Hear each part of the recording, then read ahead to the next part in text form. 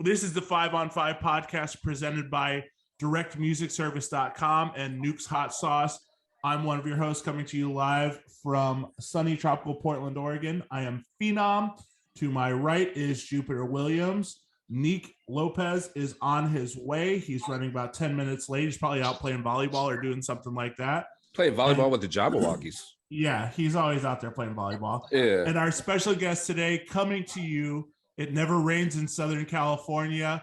You know him, you love him. I've been friends with him for a while. Ladies and gentlemen, Mikul Wing of Autograph.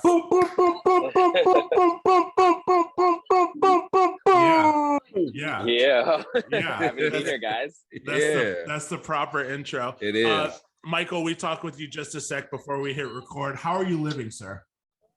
Living good. I've been in LA now for like a little over 3 years, and as you can tell, it's loving the weather out here, and it's a spot to be. Yeah. It's quite the change from Chicago.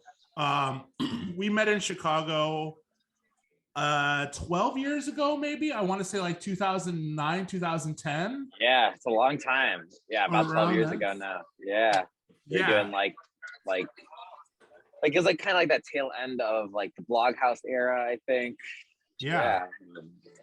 And I definitely want to talk about that today. We've had a lot of bloghouse era guests, and that seems to be a reoccurring topic around here. I also want to talk about some of your rebranding as well and your NFT project you're working on right now, but we're going to get into all of that later. Since Nick is running a little bit behind today, let's kick into the 5 on 5. What we do every week, we compare two artists head to head, their top 5 songs on Spotify. We go 5 rounds. You pick a this or a that, and then we determine a winner based off of each round.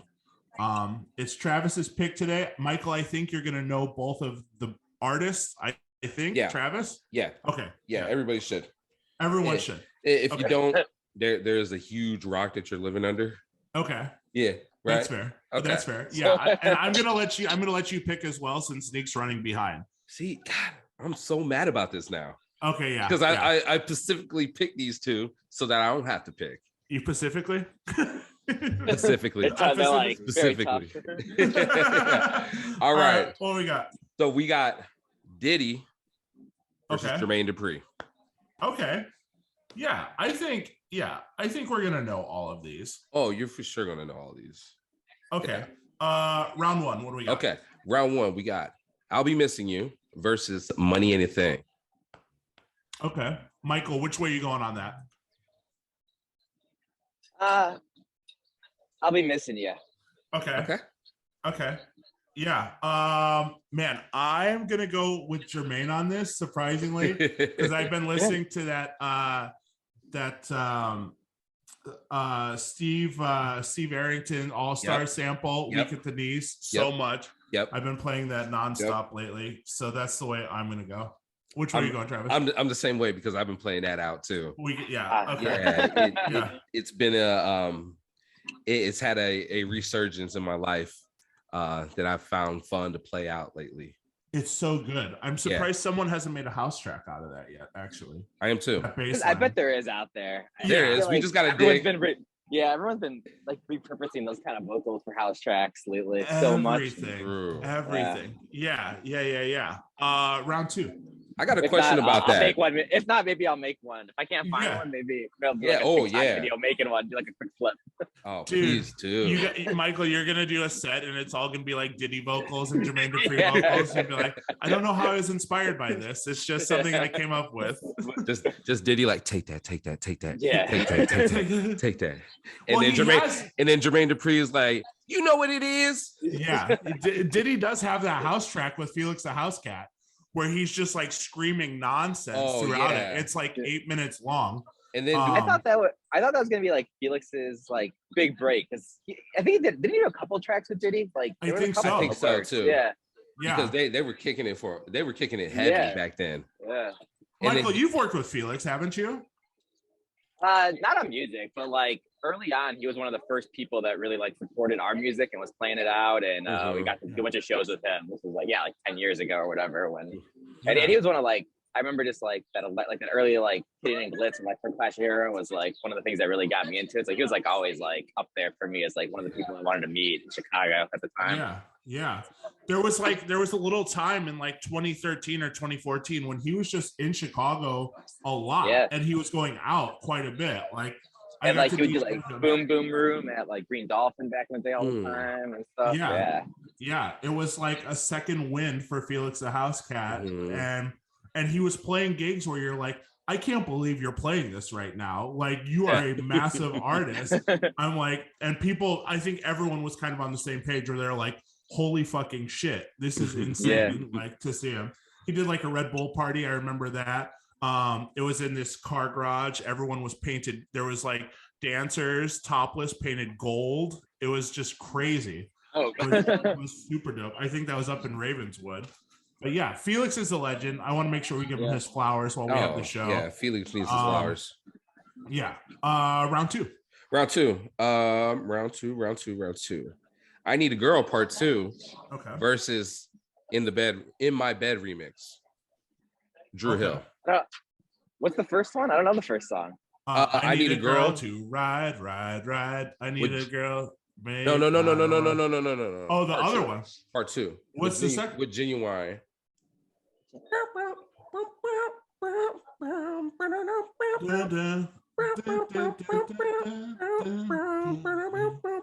Oh yeah, with like Fabulous.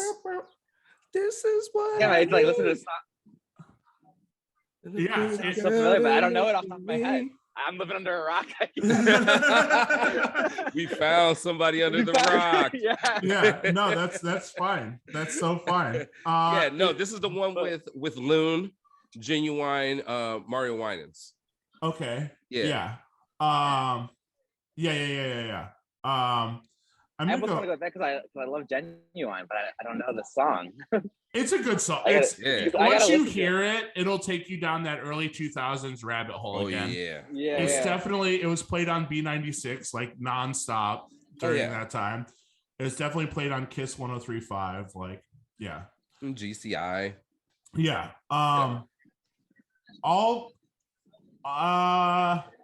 I'll go Sleeping in My Bed on that. That's tough for me not to pass that one. You have to. In My Bed remix. Yeah. Michael, you going Diddy on that one? Yeah. Okay, yeah. That's fair. Travis? 2 massive remixes though. Yeah.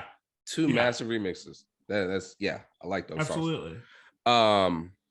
Did I pick one? Yeah, In My Bed remix. Oh, In My Bed? Okay. In My Bed remix, yeah.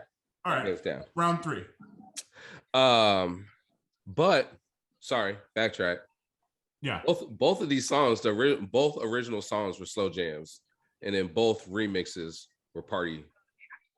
Oh yeah. So I like that. Okay. Good. Round 3. Bad Boy for Life versus Welcome to Atlanta featuring Luda.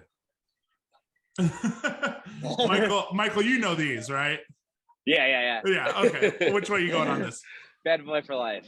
Okay. Yeah. I'm right there with you. I think I just heard Welcome to Atlanta just too many times on the radio, and you're like, I don't know. But Bad Boy for Life, that beat is like, dun, dun, dun, dun, dun. That's just awesome. Yeah. What happened to Mark Curry? I don't know. That's somebody gonna find him. That's a very good question. I have absolutely no idea. Diddy, if you're watching this, what happened to Mark Curry? Yeah, Diddy, where you at? Yeah, where you at? Which way you going, Trav? Oh man.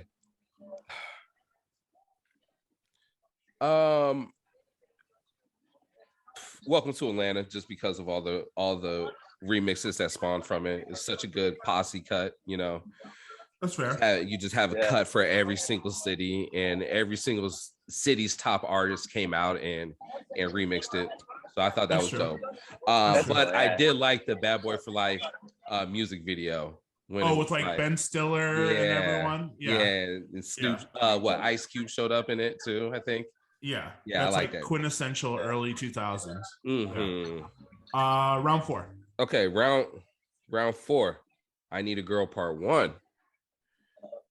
Versus that's the I Need a Girl to Ride. That's that one. Okay. That's that one. All right. Versus hold on. I gotta do a different one because I just realized that it was Okay. Versus say what? No, go for it. Oh, okay. Okay, versus It's Like That, Mariah Carey. Oh, it's like that. Mm-hmm. Like that. I'll go Mariah. I was just talking about Mariah with some people recently, so I'm gonna go with Mariah on this one. All right. Yeah. So what did you say about Mariah? I'm curious. I am too. What brought this up? So I don't think I can talk about it actually yet. But okay, but, that's fair.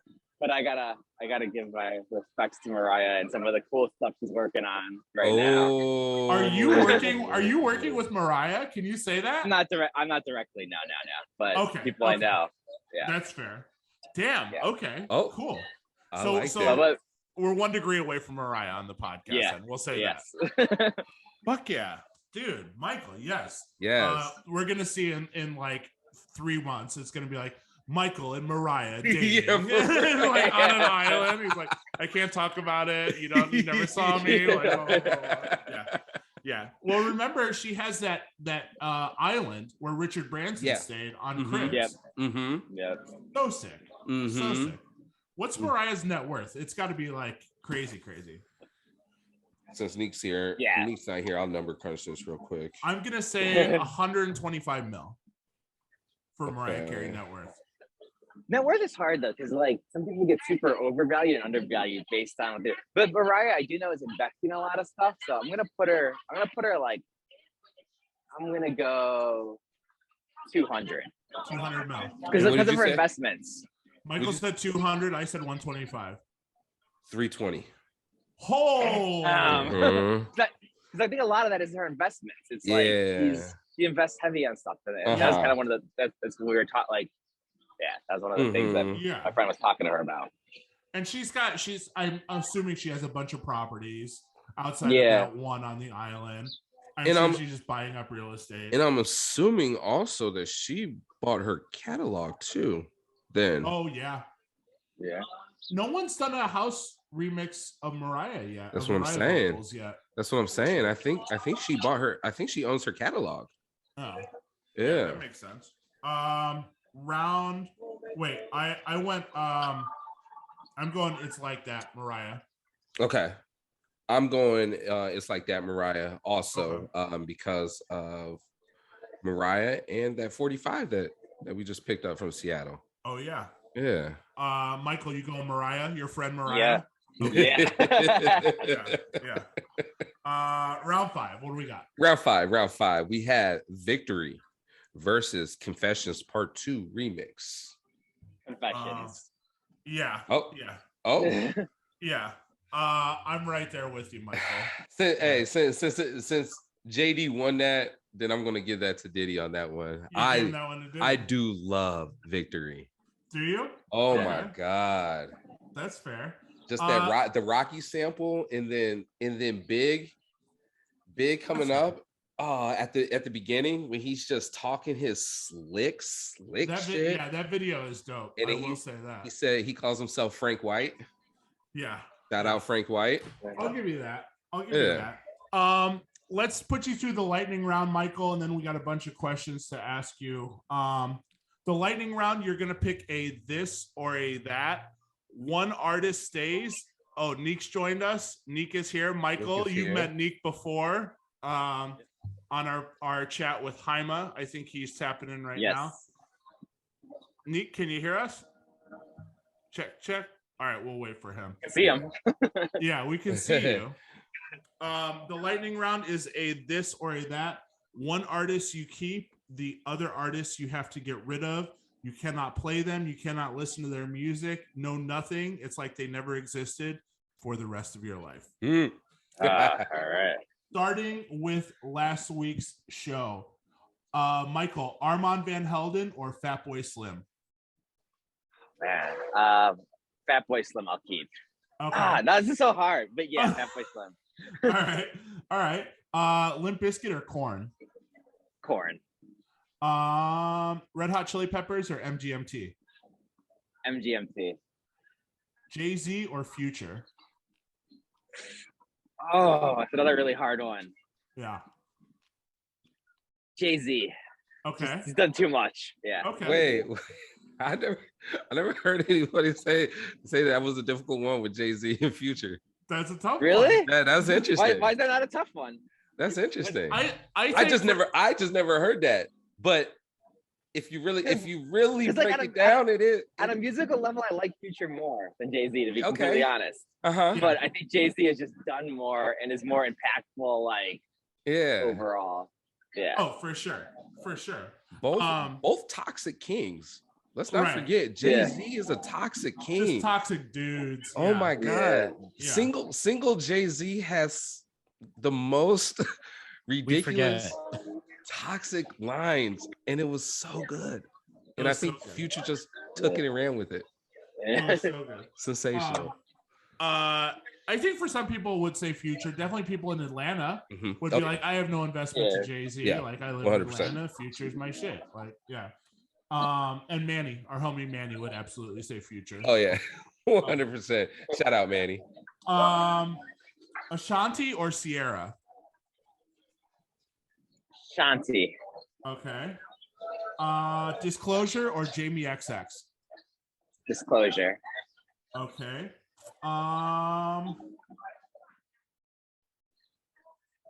Let's see here. Ray Shremmerd or T.I.? T.I.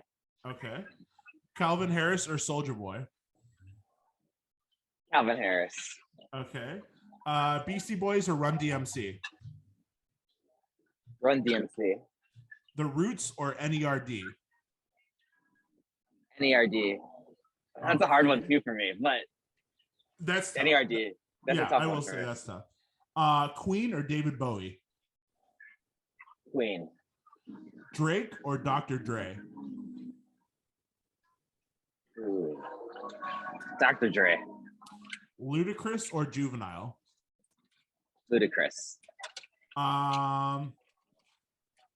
Michael Jackson or Prince? Oh, that's another really hard one. I'm gonna go Prince. Okay. What's your reasoning behind that? I'm just curious. There's no wrong answer. We always like to ask people. I like Prince's music more. Yeah. That's personally, fair. yeah. That's fair. Yeah. Missy Elliott or Busta Rhymes? Missy Elliott. NSYNC or Backstreet Boys? Backstreet Boys. Okay. As someone that has had Justice perform in your living room, Justice or Daft Punk? Daft Punk still. Okay. I love Justice, but okay. And we're gonna talk about that. Travis's mom is like, we're definitely gonna talk. We're gonna get into that in just 1 second. Tupac or Biggie? Ooh.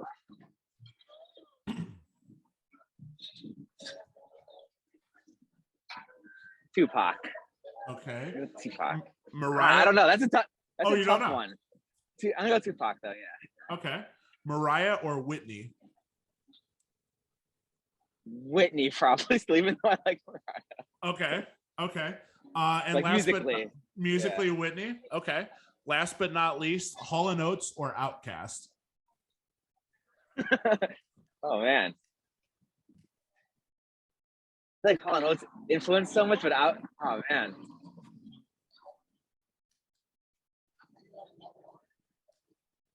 Can we keep their solo projects as Outkast and keep Hall & Oates? Neek?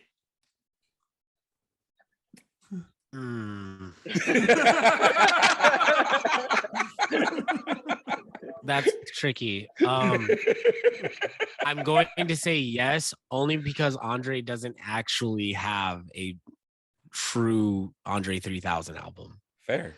Yes. So if it does come out in so the future, if you choose Hall & Oates, you only get the Big Boy albums. But you still get Andre as an influence in music. You get his features. Yeah. Okay, then I'll go Hall & Oates. Okay. I like that. I like that. Yeah, you don't get Love Below because that's an Outkast album. Yeah. That's fair. Fair. Hey, wait a minute. I got one for Neek. Neek, Diddy or JD? Oh, that's a good one. I'm going with Diddy. Okay. Without Diddy, there's no Biggie. So, and without JD, there's no little Bow Wow. So I'm just going with So okay. Biggie or Bow Wow? I'm kidding. He's had acts more important than Bow Wow. I just wanted to make a funny joke. For sure. That's fair. I like that. That's fair. No, that was the challenge today. Who won today? JD swept. Almost swept. He swept. Yeah. Because of the algorithm, or just like solid songs? It was solid. All solid songs. Yeah. Can you just give me like just hit me with the rounds? Just hit me up every song. This versus that. I'll be missing you. Money ain't a thing.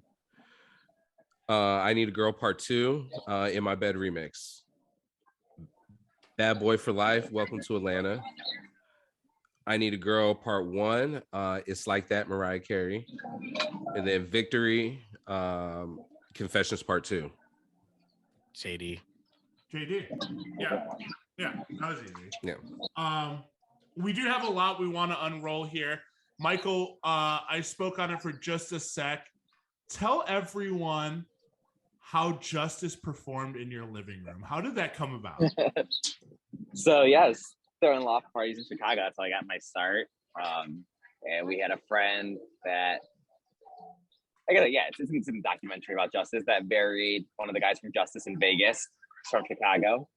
And they had a big New Year's show in Chicago, and they wanted to do an after party. And I had this loft in Humboldt Park.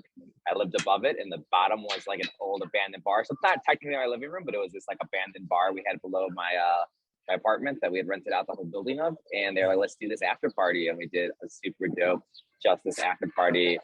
They did a surprise set, so me DJ'd. That was like one of the first big acts I ever got to play with Justice at a block party in my spot. Yeah, it was dope. Dude, fucking. And we had other cool people. We had like the Crystal Castles play in that loft space as well. We had Mastercraft, a bunch of people from back in that day come play through the loft. Do you miss that That's era? like royalty at that time. Yeah. I mean, that was huge for us. Like, put us on the map of like doing stuff, and I missed that. I missed that like bloghouse era a lot. Sometimes it was so DIY and like dirty but fun, and yeah. And that at that time you were running a print shop, right, as well? Yeah, a screen printing company. And I was working for Burger King a little bit, doing like advertising design stuff for them, and I just wanted to do some parties in my spot. Yeah. So how did Midnight Conspiracy come about? A little bit later, a little bit after that. The name we were going under then was Members Only, was the name of like our DJ group at the time, and it was like no production or anything like that. And then we linked up with our buddy Graham in Chicago, and we were doing a night at Pete Wentz's old bar, Angels and Kings, and we formed Midnight Conspiracy. We were doing like every Thursday there, and formed a group and started putting out some music. And is Midnight Conspiracy still active? Is there a possibility to see a Midnight Conspiracy show? Nah, I don't think so. It's done. No. I think we did North Coast in Chicago like 5 years ago. I think that's the last show we ever did. Yeah. And then prior to that, it was probably like 2 or 3 years before that since we had done a show. So yeah. I think that name is so fire. Yeah. That name is so fucking fire. Who came up with that? Was that you? I don't even know where that name came up with. We just think, I don't even remember, to be honest. So long ago. I was like over 10 years ago. Yeah. It was a hot minute ago. And what Members Only was a DJ collective as well. We got this loft space, and the downstairs of the loft had a sign on it that just said Members Only on it. And we were like, all right, let's keep the name. We'll call the spot Members Only. And then we were going under the DJ name Members Only AV for audio visual. We had like kind of like a visual and like DJ setup going on, and we were doing that for a while. And we kind of just wanted to do these cool immersive parties at the time that kind of combined our love for art and music into one thing. And that's kind of, I think we've always done that, even with like Midnight Conspiracy. We built some cool stuff. Autograph is very like art focused as well. So it's always been this like visual and audio elements of all the projects we've done. What was the if you remember, you'll have to go back a little bit. What was the moment that brought you and Lewis together? So we met. Well, it was that space that brought us together as like a DJ group, but we both had actually dated the same girl. So this girl I dated then dated Lewis after, and then that's how we met each other. That's crazy. What year was that? Do you remember? Oh yeah, I don't remember the year. It was a long time ago. A minute ago. Shout out to her. Yeah, shout out to her. She put together the project. No, that's fucking awesome, man. And then you went on, of course, you popped up at like Rehab and you did Porn and Chicken, and you guys were kind of, at that point, things kind of took off pretty quickly for Midnight Conspiracy, where it was just, it seemed like a festival or out of town kind of group, right? Well, I think we're very still like Midwest centric, and just kind of we were really touring like the Midwest a lot, like into Oklahoma, I would say, and like kind of just throughout that and like colleges and stuff. And a lot of it was, it built out this pretty cool stage show called iLive. It was like very Daft Punk inspired. It was like a giant triangle eye that we DJ'd inside of with like lights on it, and it shot lasers out of the center of it. Yeah. And that was really like this like cool stage show we were bringing, with like lasers and lights and heavy bass music, and it was just like lit. Yeah. And no, that's, yeah, I remember that actually. I remember seeing, because I DJ'd with you guys at Lincoln Hall one of those times, and that thing is big. It's big. It was big. It was like what, 12 feet tall by 12 feet wide. It was pretty big. Yeah. And it all broke down. It's in our friend John's like storage unit, so we've had it for in a storage unit for probably the last 8 years or so. Just sitting there. Shit. What was the moment? Because we have a lot of DJs that listen. Obviously, it's a DJ centric podcast.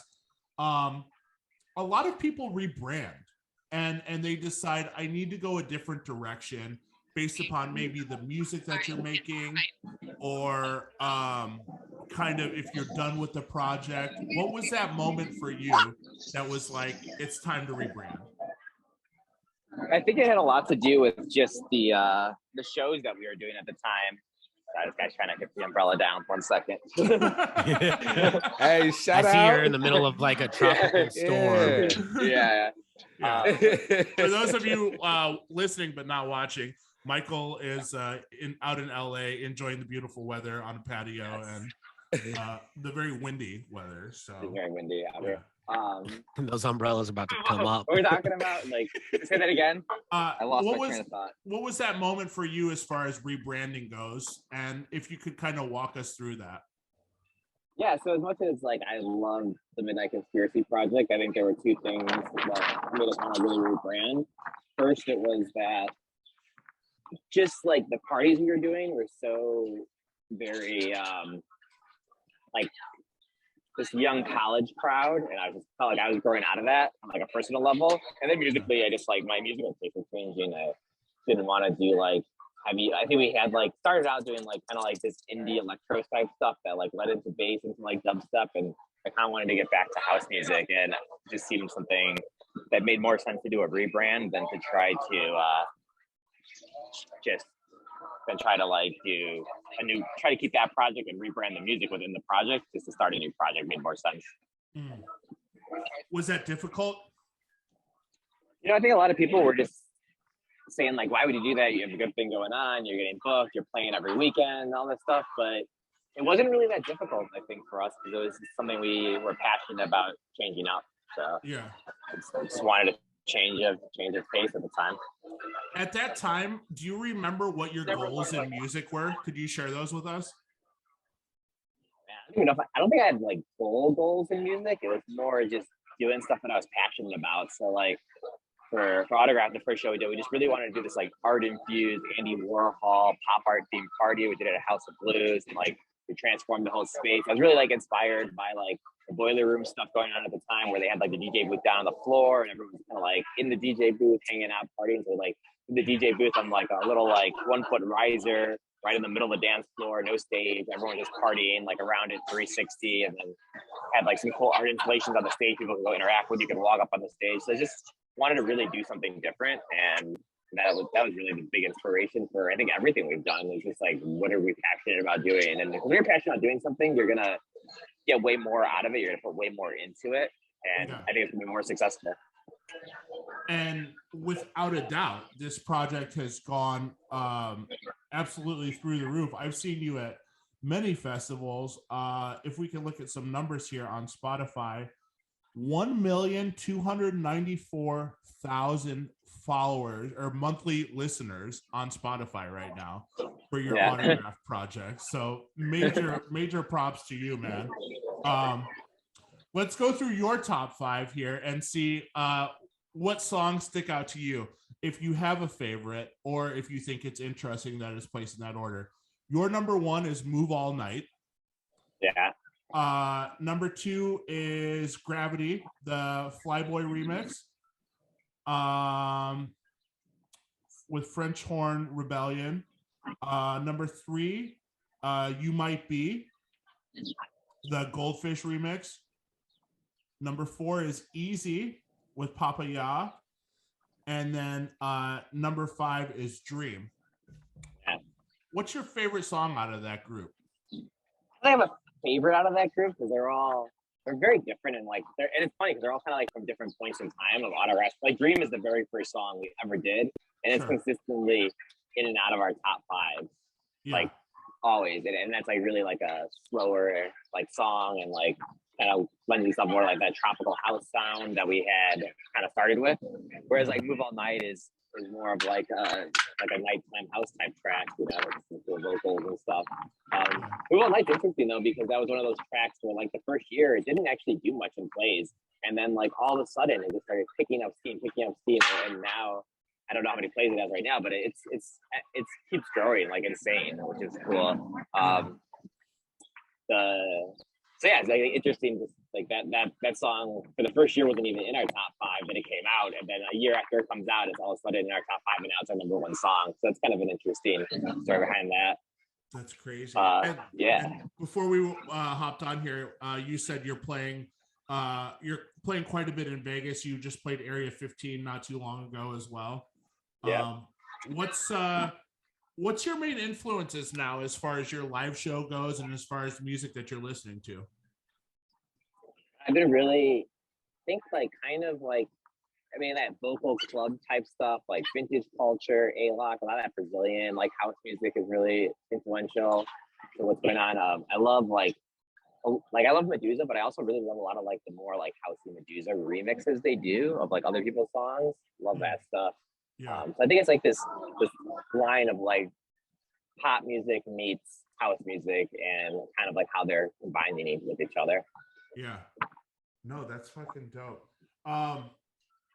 Of course, I want to talk about it. You are opening an NFT museum in Los Angeles, correct?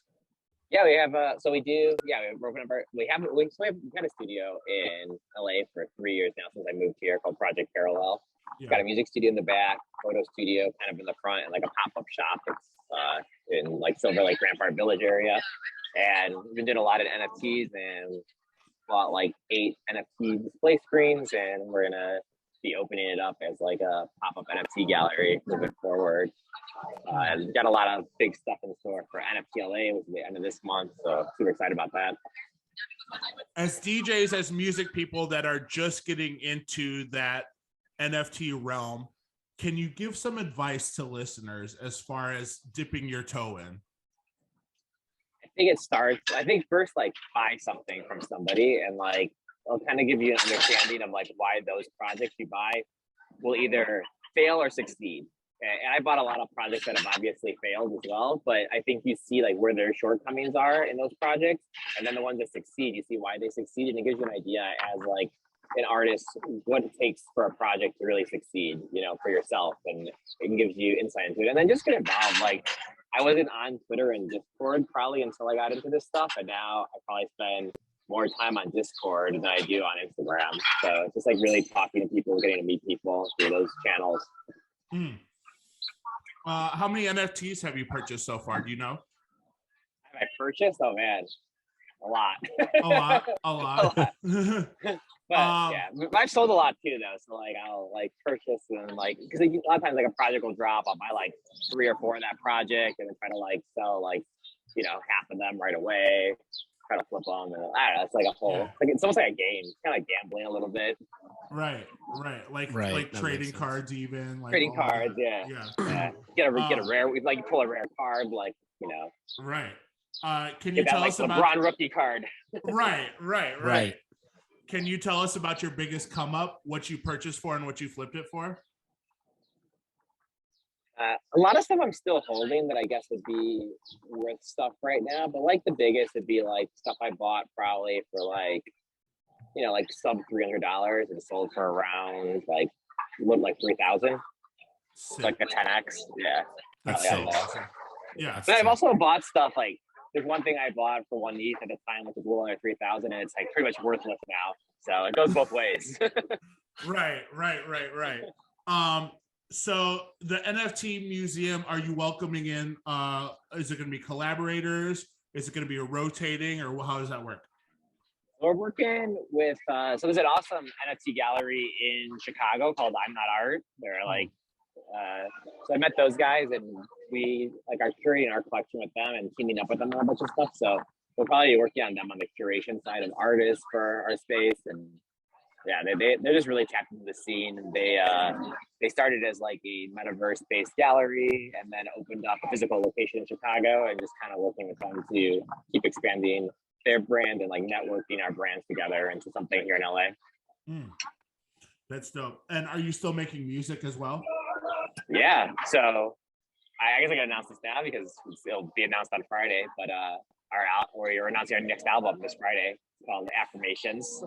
Hell yeah! Congrats. The first song, Love Runs Deep, comes out on Friday. So that song comes out Friday, Love Runs Deep, and then the album announcement will be at the same time. So yeah, next album set for this coming fall, and then we'll get to do a proper album tour because our last one we were just starting our album. We're like halfway through our album tour, I guess, and it got cut because of COVID. So excited to get back to it and do another proper album tour. That's exciting. Yeah. Congratulations. Let me ask this: if you had 2 other artists that you could tour with, it's you headlining, and you could bring on anyone dead or alive to fill those other 2 slots, who would you pick? So they have to be smaller than us, studies, like you're saying. Or not, it's your tour. Like, can I choose like Daft Punk? Yeah, Daft you want Daft Punk to open for you. Yeah, I would love that. Do it. Yeah. Now, as a DJ, you put yourself in a bit of a position here. I have a feeling they're going to play a really good show. There's going to be a lot of lights, and you have to somehow top that playing after them. At least equal it. Yeah. And not lose the crowd, because we're gonna have to force you to mix into them directly, and then just keep the show going, keep the intensity up. Just bring your pyramid and put it on top. Yeah, put it on top of theirs. A hat for their pyramid. It comes down above theirs and just covers them up at the end. It's like in Japan, they built like that. What did they build? They built like the Eiffel Tower, but it's like a couple meters taller than the real Eiffel Tower. Same deal. We'll just build a pyramid a couple meters taller than theirs. Yeah. If you love Daft Punk, say goodbye to them now, because Autograph is coming on. Yeah. Oh my God. Yeah. If you had to pick, okay, so you'd have Daft Punk open for you, and would someone open for Daft Punk? Okay, who else would I have? Or would someone play after you? I mean, I think ideally Daft Punk would play after us, so we don't have to. Okay, that's fair. No, I like the first one. Yeah. I like the first one. Same time on one stage where everyone's just getting all the music at once. Yeah. And two headphones. You could do a silent disco. Daft Punk and Autograph. or just have Justice open for Daft Punk, who's opening for y'all. How long is this show? Maybe we just make Daft Punk play first. Then Justice. It's like a reverse order. Yeah. I love that. And then we'll go the other way after you guys. Then Justice and Daft Punk. Yeah. It'll just be a very long night. Yes. No, I love that. We have a bunch of questions that we ask around here, a couple quick fire questions, and we are going to send you on your way because I know you're enjoying your lunch and I don't want to tie you up for too Are long. you at Earth? I am at Earth. Yes. I can tell. I was at that exact. I was just at that exact same one last time I was in LA. Shout Here with, out. Neek, Mr. Neek, Food easy Man, we'll pass to segue. you. Speaking of which, so when I'm not eating at Earth Cafe, I am usually partaking in the fine dining of many fast food establishments. And I like to set my buddies up with endorsement deals at said fast food establishments. So, Mike, if you had to do the autograph meal, where would it be and what is it? Like a fast food spot. It has to be fast food. And it's tough for me because I'm vegan, so like fast food is tough. It is. Yeah. Right. So maybe like Chipotle, because they've got some good Chipotle options. Yeah. Right. So what's the meal? Oh, the meal. What's your go-to order? Yeah. It's the sofritas. Let me ask my girl. what do we get it? We get it a lot. Yeah, it's like chips and guac. Yeah. And then a burrito bowl with the sofritas. Yeah. Yeah. And what are we drinking? Some water, probably. I'll do soda or anything like that. No Four Loco with that? Come on. No The autograph meal? Or a Colt 45 Blast. Shout out to some old Chicago shit. Exactly. I'll pass to Travis for the metaverse. Yeah, so we are developing our DJ Biopic cinematic universe. So in the DJ Biopic cinematic universe, who's playing you? It could be anybody dead or alive within the entertainment realm. It could be anybody animated too. Oh man, who could play me? Maybe let's go with Jared Leto. Okay. Yeah, I like that. He'll get real into it too. He'll like really start learning how to DJ and whatnot. Yeah. Yeah, he'll like learn how to play. Yeah. Oh yeah, he would totally go full in. Super method. We had a couple fan questions, Michael. The first one, what is your favorite pasta? Ooh, I love truffle pasta. Okay. The place. Truffle pasta. My go-to. Okay. The other fan question was from TJ. It wasn't a question at all. It just said Midnight Conspiracy opening up for DJ Snake, Spring Awakening 2015. That's all. That was epic because DJ Snake missed his flight and had to his flight was delayed or something. So we had our hour set and we played a majority of DJ Snake's set because he wasn't there yet. And that was, to this day, like it was a huge crowd we got to play to. Like it was Soldier Field packed, like I don't know, like 20,000 people in there or something. I don't know how many people it holds. It was huge. But he like literally played the last like 15 minutes of sets and we played like for an hour 45. Played more than half of DJ Snake's set because he had a delayed flight and then getting in from another show and they're rushing him there and he got there and played like for 15 minutes. So yeah, we got to play most of DJ Snake's set. It was so much fun. Shout out to DJ Snake for letting us do that. Yeah. Shout out. Did you have a full set, more than your set prepared, or were you just like, we have about an hour of all heat and then after that we're just gonna wing it? And I don't know. Well, we didn't even know. So we were just like, we did have like a pretty it's a big show. So we had like a pretty trying to get all our songs in and stuff for our hour that we had. And then I remember the stage manager and Lucas was there, who's like the owner of Brack at the time, and he comes up to us and he's like, "Yo, DJ Snake still hasn't landed yet. Would you guys mind keep playing?" We're like, "Yeah, we'll play." He's like, "Yeah, maybe another 15 minutes or so. I think they're rushing him here." And then played 15 minutes. 15 minutes goes by, and he's like, "Actually, keep playing. Just keep playing. We don't know where he's at." And it was like. I ended up playing for like almost 45 minutes. And yeah, it's just at that point, we were just dropping songs that we loved and just digging through our catalog. Yeah. So here's DJ Snake. Just keep playing DJ Snake songs. Yeah. I'm going to flip one of your questions on you. And then we have one more question after this and we'll send you on your way. You have to live here for 1 year alone and get 1 million Ethereum. Choose one album to listen to while you're there. And what is it? It's Daft Punk Homework. Okay, hell yeah. Travis, Neek, this is Autograph posted this the other day on their Twitter. Basically, Stranded Island, one song. Although this does look like where they found Luke Skywalker. It is in the Star Wars. Yeah. It does look like where they found Luke Skywalker. Yeah. And this was his home. This little place, like yeah. That's it. Michael, we have our Spotify playlist. Yes. You can add any song to it. It doesn't matter what it is. It just has to be one song from you. What song would you like to add to it today? Let's put our number one Spotify song, Move All Night, in there. Okay. Right. There it is. Hell yeah. Let people know what you have coming up and where they can find you on social media. Let's see. Social media is just at Autograph with an F Music on like Twitter, TikTok, Instagram, everything. And then coming up, we've got a bunch of festivals and stuff. So yeah, just keep a lookout on the socials for that stuff. Awesome. Michael, we appreciate you taking the time, man. Thank you very much. I know you're a busy man, but it was so nice to sit down and chat with you, man. And we look forward to catching up with you this summer. Hell yeah. Cool. Yeah. Can't wait to see you guys around. Yes, Take sir. care. Brother, Ladies thank and you. gentlemen, Autograph. Take care, Nod, Michael. smile. Bye. Peace. Peace.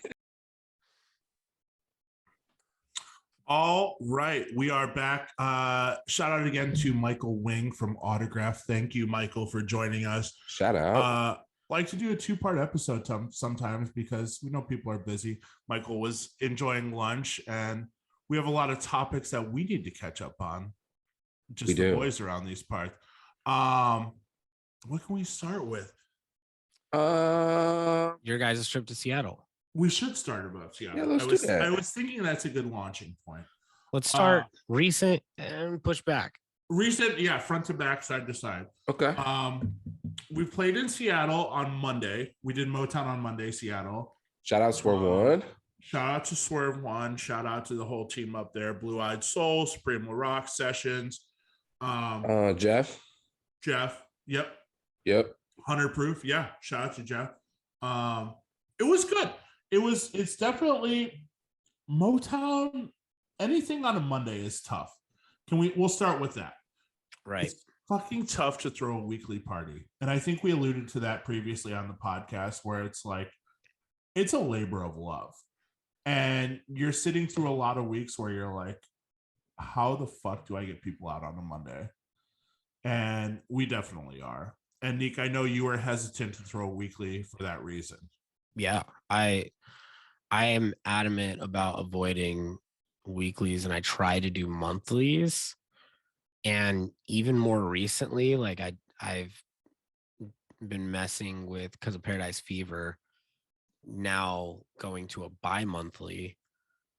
It just makes every single time it happens, like the urgency goes up. Everybody's like, okay, it's going to be gone for a while. And it's been more than 2 months since we've done Paradise Fever. And so the anticipation definitely builds. I feel like when you do a party weekly, it eventually turns into like, I'll catch the next one.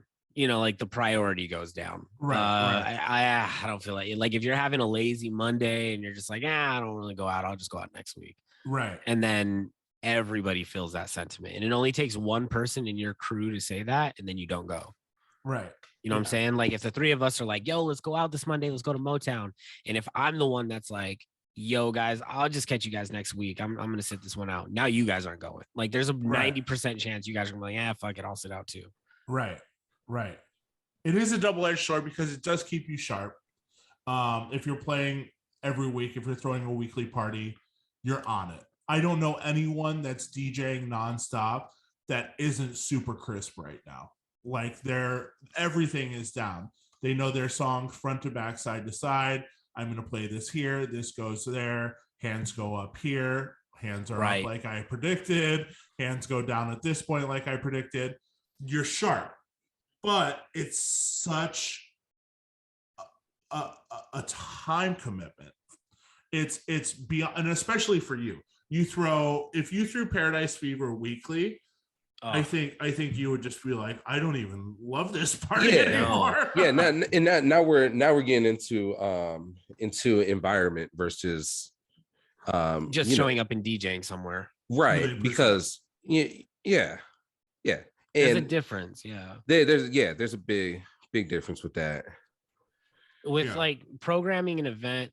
And I mean, I know some Motown on Mondays like really go above and beyond. It really depends on where you're at and the type of programming you want to do. Right. But also in your backing. Yeah, and your backing. Like you have to have the financial backing has to be a thing too. You know, if you're coming out of pocket with all these things, like it's not maintainable. Like that's the thing, is it's not sustainable. Like you have to have the money to justify the work you're putting in every time. And if you're doing that weekly and you're not, like you're gonna burn the candle at both ends. You're gonna get tired of it quickly. It sucks. I will say with like Paradise Fever, for example, I use that as my example because that's literally like that's the biggest event that I do. I have the step and repeat for photos with the lights in front of it. I have like the big LED palm trees with the disco balls. Like you're creating like the space on top of doing all the graphics for flyers every month. And combining all this stuff weekly, like you guys have seen me do Paradise Fever. I show up early in the day to set up the venue with streamers and these palm trees and the step and repeat and all the photo stuff. And then I have to wait till the end and break down. So it's a labor of love for sure. I couldn't imagine doing that weekly. When I was doing it monthly, I was like, it made me be like, is this worth it? Is this, because I also play gigs where I just show up and DJ, and some of those parties rip too. So why am I even doing all of this? Right. So I think more than anything, when curating these like niche parties like Motown or anything that's not basically like top 40 open format, you kind of have to bring more than just the music. You have to create like the environment and like things to do, like take photos, maybe make a cocktail menu, you have to really dip the entire environment in and give something for some people to do. We add the dressing element to Paradise Fever. People really like getting their outfits together because it's part of it, and now they want to take pictures in their outfit, and so it's like a whole thing.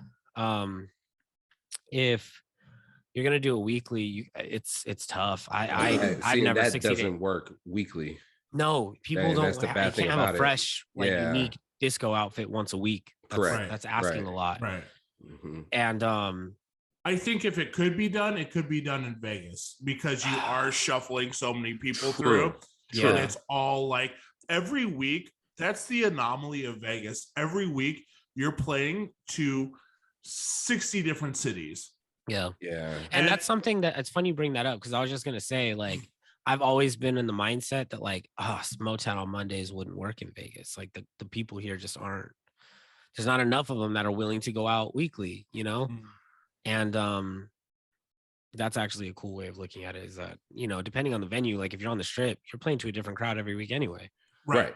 And seeing that's coming from us in Portland, who is looking at the same people every week. You know what I mean? Right. And we're looking outside at you, and we're like, dang, you're getting all these different people every single day, every single week, I mean, downtown, it's just like any other city. Right, correct. You know what I mean? You get your tourists down there, but like it's mostly locals. Yeah. Right. When you're on the Strip, it's a new crowd, because like a lot of locals don't go up there. You'll get locals, but on a Monday it would mostly be locals. You're definitely getting the tourists as well. Yeah. And the weekday tourist is different from the weekend tourist. But regardless, different people. Yeah. There's not really, it's interesting. There's not really photographers on the Strip, huh? Like nightclub photographers. That's a thing. That is a thing. Is it? Yeah. Most venues do have their photographers there. I just never see those pictures. I don't know where they go. Yeah, right. They're going on the venue's Instagram page. Yeah. If they're not one of those venues that only post flyers. Right. Or like videos, but a lot of the times, because there used to be like back in the day, there's like Spy on Vegas or all these other like photo things where you take a picture and then they give you the card. Oh, we're gonna be posting your pictures on this website, like all these nightlife, and then they like on the weekly. That's not a thing anymore. So Like the club usually has their own photographers, but I will say they're not really out like in the crowd taking pictures of party goers as much as they're like get the DJs, get the bottle girls at their table, CO2 blast, yeah. CO2 blast, like those kind of promo pictures. Yeah. They're not really getting like the people in the crowd. That like smaller places like On the Record does that. Like when we work there, they're usually like taking, getting photos of everyone. I think you're right. I think that's kind of a unique thing that like it's not really like for the big clubs, it's not really a thing anymore. Right. I remember back in the day, like I'd be at the club and they're like, yo, let's get a picture. Like, yeah, guy comes around, boom, gives you a card where to find them. Yeah. Yeah. For the marketing now, with the way the algorithm is, that might be your best bet to get followers, to get traction to your party. I think that's I think that's absolutely like necessary. So, to do like sort of a DIY local, like things that are like, what I would call, I don't know, like we're not doing Omnia excess level events. Right. You know what I mean? But if you're like a Motown on Monday type of party, you definitely should be investing in photo and video. Mm-hmm. Like having a weekly promo video, yo, this week was crazy. Catch us next Monday, and then follow up with some photos, on another post, and then just run that same pattern every time. Because you got to have the content online to keep your algorithm up and keep people looking at it. And also like it encourages people to look fly because there's going to be a camera around. That's something Portland doesn't really have. And Travis and I were talking about that the other day. Travis is like, I don't get dressed up because where would I go? Like, yeah, and like that is a thing. Yeah. That's the one thing about Vegas where it's like, yo, if you're on the strip and you're going out, everyone's dressed up. Everyone's dressed. Even if you like hit the new thing right now, I was just talking to somebody about this, is like the era of dress code is kind of over. So even when we went out not too long ago and like somebody was sweating our hats, and I'm like, right, since when is that a thing? Because like I haven't been sweat about a shoe, a jean, a shirt, or like anything in forever. Like the only thing I've gotten is like, don't wear shorts. Right. Like it's gotten so lax. Like I show up to the club in whatever I want. And so when we got sweat for hat, I was crazy. Like, but yeah, like now the thing is like you're fresh now. Like it's kind of a flex to like, oh, I got the pull. I can show up to the club in whatever I want. Right. Like I can show up in a sweatsuit if I wanted to, because I got pulled like that. But like dressing up is almost like when you dress someone like, oh, yo, you look like a host. You work here. Like, yeah, it's like you're doing too much. Right. Yeah. So there's that. I mean, and then obviously like the hype beast, the guys who just wear expensive clothes, but like, right, it's not fly. Like it's just brand name shit. Right. Do we think a dress code in some extent is a good thing? Depending on the vibe. I mean, it really like, so again, to go back to my example, Paradise Fever, like it's a very, like you guys have been to it, it's a very dressed party. Yeah. Everybody dresses. We had outfits that, we were, we came into town. And it's not like costumes, like people are like dressed, you know what I mean? We were in costumes, but yeah. No. Yeah. No, I don't, you know what I'm saying? It's not like you go to Halloween Town and buy your Disco Man outfit. Well, that's awkward for me because that's exactly what I did. And but like people are wearing fits, like to the point where I repeatedly hear people are like, oh, I couldn't come out, I didn't have a fit, like I just or I showed up without a fit and I felt out of place. So like it's not a dress code that's implemented or like enforced, but it's definitely implied, and you'll definitely feel left out when you get there. Right. So I think it's kind of like creating a culture at your event to get people to look fly. Like if you start dressing fly and your crew of people, like your inner circle is dressing fly coming to this party, people are gonna be like, oh, I kind of want to fit in next time I come here. Right. Like we never, ever, we just started doing like the best dress contest and like giving out like a Coke bottle. That's a new thing. For like 5 years, all we did was wear extremely extravagant clothing, and then people started following suit. Right. I don't know. I mean, I definitely think the dress code has been blown out of proportion for a lot of things. I think it's definitely racially charged. I was just going to say, 100%. it's not even a thought. It's not motivated by like we want nice dressed people here. It's like we want a certain people not to come here. Exactly, and that's what it is. Exactly. But on the flip side of things, I think some ground rule dress code shit's not a bad idea. Don't wear athletic sandals to the club. Like don't you know? Yeah, no open-toed shoes on men. Yeah, don't roll out of bed and show up. You know, like groom yourself a little bit. Yeah, see now I'm like no open-toed shoe on men, but I'm like. That's you're out. You're out. Yo, like I might be out. Like you might catch me. Yo, Nick made a code that doesn't let him get into his own party. Now I'm out. Now I'm out of the club. No, I'm not gonna show up. I'm not gonna show up as Bert. But that's a big flex, though. But that's like, a flex. If you're fly and you like, I don't know. There's men out there who will wear a heel. You know what I mean? Yeah. Oh, yeah. And still be dressing up. I'm not gonna tell you can't wear a open toe. You know what I mean? Like. Yeah. If you can do that and be fly, then like if the dress code can just be fly. Just be like fly. No cornball shit. But not dress to impress. Don't say that. I don't want to say dress to impress because that implies gentlemen a suit. Yeah. That implies you like douching it up a little bit. So like I would love to take like a Studio 54 approach. Like just a dude out there be like, no. That's it. Like don't show up in here and no fucking polyester. Go home. You're done. Right. Yeah. Like just no. Like I love that. Just like hey, dude, that fit doesn't work. No. Do door guys need to come back like that can spot out the fly shit? It really depends on the venue. Depends on the venue and the party, right? Like bring back a party like you can't throw like a really cool night at PT's and like PT's is a local like chain of bars out here. Oh, but you can't throw like a local bar like a cool night and then have like a door guy being like, meh. No, that's not what I'm saying. I know. I'm more saying like a guy like Manny. Yeah, like somebody Manny at the front door. At like a dope venue, like at an ill party, being like somebody that understands the culture. Nah, dog, you're in sweatpants. You can't come in here. You know? No, not even like that. Like, man, you are in sweatpants, but you're in like if you make it look fly, that's cool. That's a fly fit. Like that's what I'm talking about. Yeah, that's an ill suit. Like they're not just regular sweatpants, like looking like from Walmart. Like you can come in. Right. You look fly, and I'm like, you made it work. But like this dude who's like even trying, like if you're trying and it's whack, sorry. Like yeah.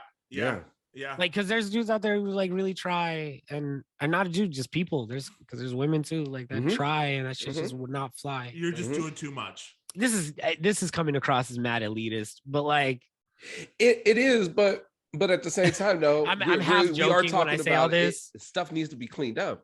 Too, it does need to be clean because now it's like extra casual. Yeah, it's like the Wild Wild West out here right now. It's mad casual. Nightclubbing has become too casual. I think that's the point we're trying to make. I'm not trying to like shit on people's individualism and the way they dress. Yeah. It's really just like, we should get back to making an effort. And we should get back, and it's okay. We're not saying this in a negative way, but it's okay for somebody to be judged and be able to like, not like the bar doesn't need to be really high. Yeah, I don't want to get crazy because I got crazy for a second there in this conversation. I don't want to get crazy and be like, yo, you look like a bum, or like, yo, tuxedos only. That shit is just not fly. I know you spent bread on it, but it's not fly. Like, no, that's crazy. I should just everybody should be making an effort.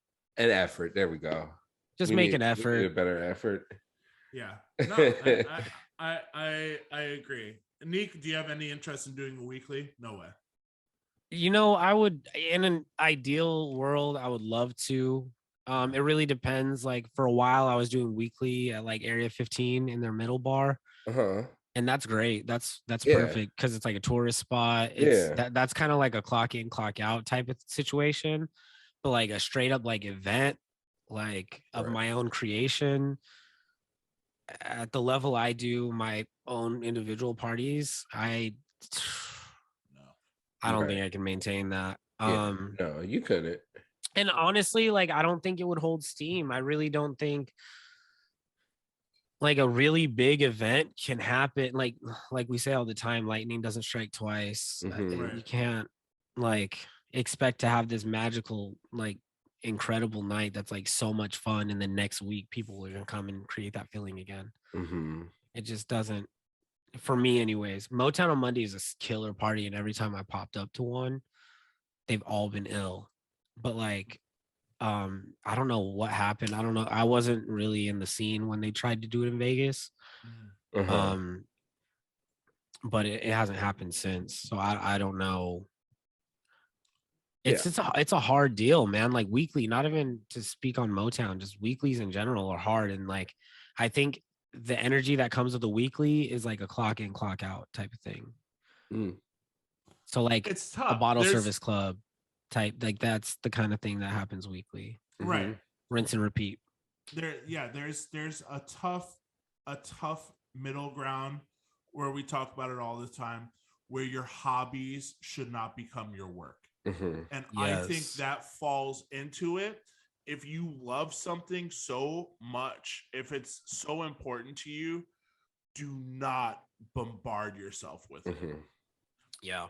And I think there's a lot of times where that gets fucked up. Like Yeah. the idea of owning a record store sounds fucking great. Mm. But right now I have so much fun just visiting and finding this and finding that. That is my love for buying records, for finding records in the wild. Yeah. I feel that. Not, hey, I need to make my fucking nut this week because my rent is due. Yeah. And here we got to get this, and we got to, and what quality is that? And I'm replying to people, and I'm sending like, no. Yeah. No. And I think that can be said with DJing as well. In the beginning of DJing, we all took some gigs where we were like, I don't think I like this. Oh, dude. I don't think I want to do this. You know, like, or you even take a night where you're like, this is not for me. But I'm that happens. That still happens. That still happens. When you decide you can to navigate it a little better. Now, yeah, you can navigate it now. Yeah. But there are like situations where you're like, this isn't the kind of DJing I want to do. Or like I know for myself, I get that feeling when I'll get asked or like booked even for something, and I'm like, is this what I want to do full time? Like, because I don't want to do this all the time, you know, because you're doing something that you're just not feeling. I don't want to like, so I just try my best to make sure that like I have enough things going on that make me happy. And you can talk more in depth in that too, because we did have that conversation. You right now in your career are looking to go a specialized route. Yeah. And that's important that people hear this, because there's a lot of people that are in the same fucking boat that are playing for cash, and they're like, this is not who I am. Yeah. I keep my day job. I do have a day job. I bust at a nightclub. And that allows me to not have to rely on DJing to make my living. And I do have a low overhead in my life. That way I can maintain without, like, if shit hits the fan, I'm still okay. You know, like if I just have a bad month because I didn't want to pick up, you know, the type of work that would be regular and guaranteed because it doesn't fit the kind of work that I want to do, I'm still okay. Yeah. Because I still have my day job and I'm fine, you know? But yeah, I feel so unfulfilled. And I do, you know, on the yin to this yang is that I do find myself being like, I need to be more open and I need to be more flexible. So I do kind of like bring what I like into certain things that I necessarily wouldn't want to do full time. I don't really listen to rap or like contemporary rap for the most part. And the contemporary rap I do listen to isn't like pop stuff, you know, isn't stuff that plays in the club. nobody wants to hear Griselda in the club. You know what I mean? Like, right. So I'm not, you know what I mean? Of course, we the heads do, Yeah. me and Travis do, but like the girls don't. You know what I mean? It's dude music. Yeah. Right. So like the things that I would consider to be cool rap aren't playing in the club, and there's not a lot of like club friendly music that I'm like particularly into, and I feel like that translates into my DJing. You can tell when somebody doesn't listen, like isn't like that invested in the music they're playing. So I don't want to be that guy. I want to make sure that I'm playing music that I'm invested in and that I actually genuinely like. So I'm just making sure like to only take gigs that kind of nurture that, and then if they're not there, I create them by creating parties. Yeah. And bringing people in who I know are into that but don't have the opportunity to play that. So now, you know, we did Love Hangover, which was a one-time only thing. It only works once a year. I can't do that monthly. It's the day after Valentine's Day. I can't do that this month, and I can't do it next month. It wouldn't make sense. Right. So like you got to play it with me back to back, and then we put Cece Elise, who doesn't get to play house. You know what I mean? Right. And Tim is always doing what he wants to do, regardless of where he's at. Right. And that's just a good friend. I just wanted him in the mix. But like that creates a variable, and then all these DJs come to the party that don't get to see us DJ that way, you know, or you DJ that way, or Tim and Cece DJ that way. So now it's like, oh shit, like it's a moment, you know, like those That's are always been your parties. That's since the moment we met you, the resounding response is, I don't really see this in Vegas. Yeah. And that filling that void is where the magic happens. Right. And there's a lot of them. I'm not the only one. Shout out to Bodywork, who does, you know, it's very techno, lo-fi house, like lo-fi techno, and house music, but it's like an LGBTQIE plus party, very like pansexual, but it's like basically an homage to the club kids in New York in the 90s, where there's a theme every month and they all dress, you know, according to the theme. Like that's not typical. I don't know. They used to do like this party Soft Leather that's from LA, and then they kind of branched off and did their own thing. These kind of like niche Exile and all his Latino parties. With Altura, like they're another collective that does these parties that just are the quality, and they're unique, they're specialized in a certain thing. And so I think that's important, is just kind of thinking outside the box and getting very nichey but making it fun for somebody who doesn't have a fucking clue of what that niche is. Right. Finding that middle ground where somebody who's deep into it can appreciate it, and somebody who has no idea what the fuck any of that is will still have a good time and just be like, oh, cool, it's just a cool party, you know? And I'm a big proponent of doing the subdivision of nights as well. Like we had, I had Thursdays to fill recently at Tube, and I brought on our friends Nate and Andre to throw house. I said, guys, I would love to have you throw a house night. The last thing we need is 7 venues on the block in the neighborhood playing the same rap songs over and over. Bring something different. And full disclosure, they did it for a couple months, and Andre comes back to me and he says, I'm going to be honest with you, I can't put together a weekly party every week. He's like, this is fucking exhausting. I think we have to give it up. And I said, don't give it up. Subdivide it. Give it to 3 other people. I gave you the opportunity. Now you give that to 3 other people. And then you're doing your 1 week a month. And then you have 3 other crews in there doing the same umbrella as you. And that's a great strategy too. And bringing in 5 more, you know, if you make a Venn diagram of it, there's a very small overlap in your crews, you know, and you're pulling from this and you're pulling from that. I'm seeing people post pictures of them DJing at Tube that I haven't even met yet, that I didn't even know lived in the city. And I'm like, this is exactly what I want. Expand the reach. Yeah, because they're going to be like, oh, I had a really good fucking Thursday over there. I went out to that.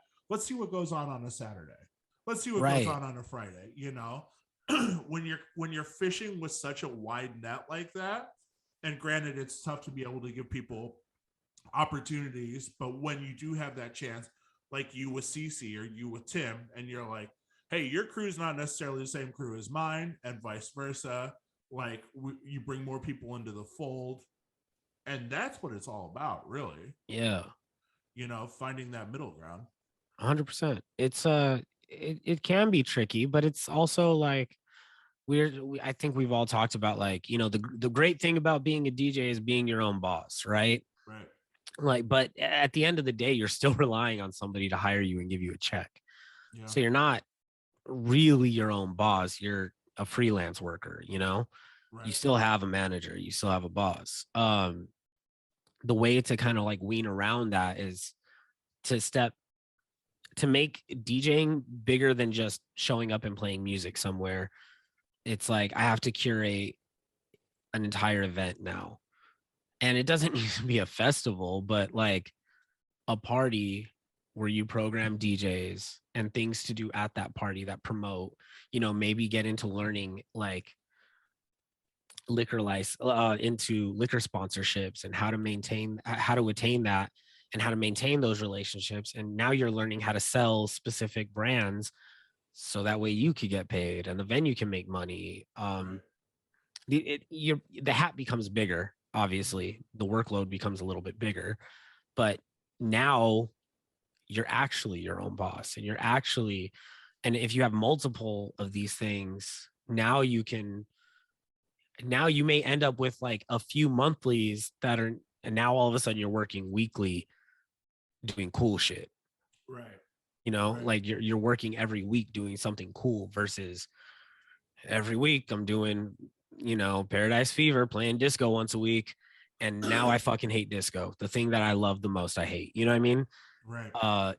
When you could just do your baby once a month, once every 2 months, but then make something else. Because if you're that kind of a person, you know, you probably have other tastes and other vibes that you want to get into. And I mean, there's always two sides of a coin. I also think it's beneficial to really focus in on one thing, but I'm not doing that.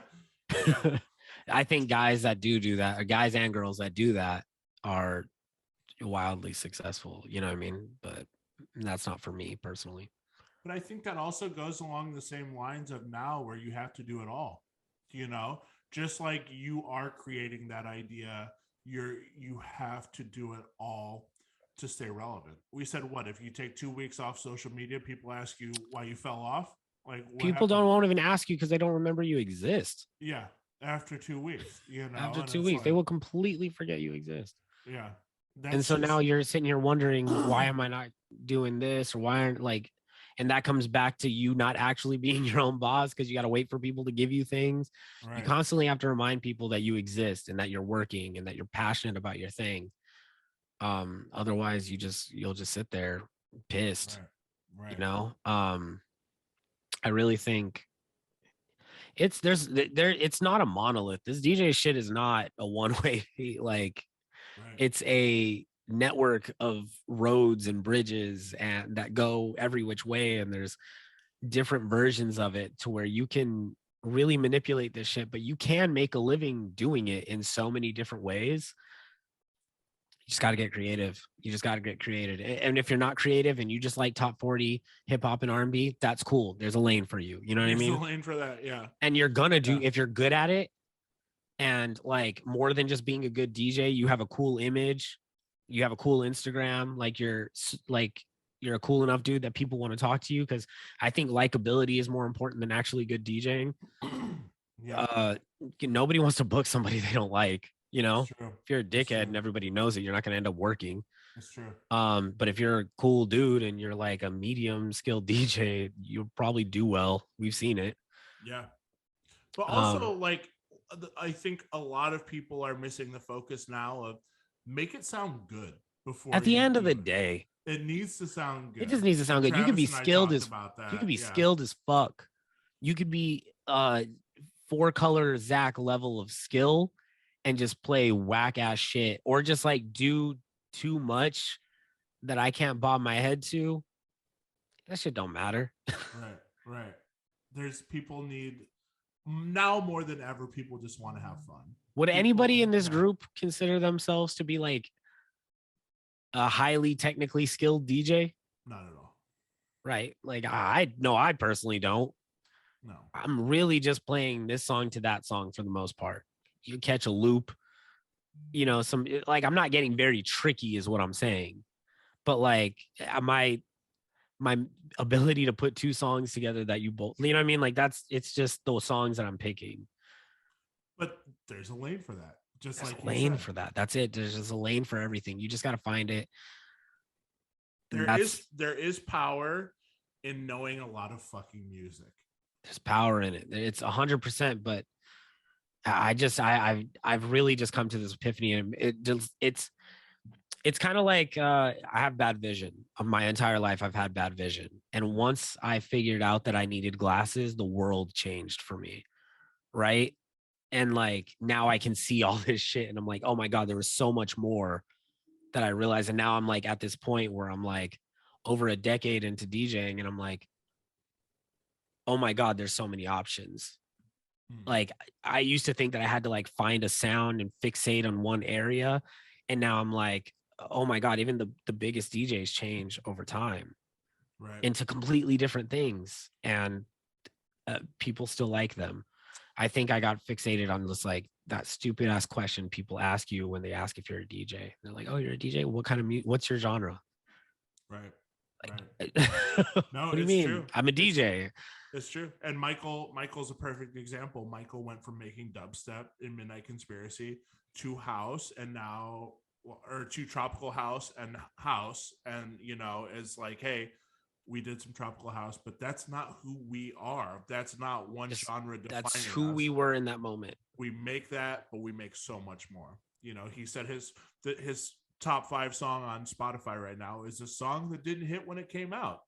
He's like, it's one of the first songs we put out, and everybody kind of slept on it, and now it's one of, you know, it's got, I don't even know, I'm guessing 20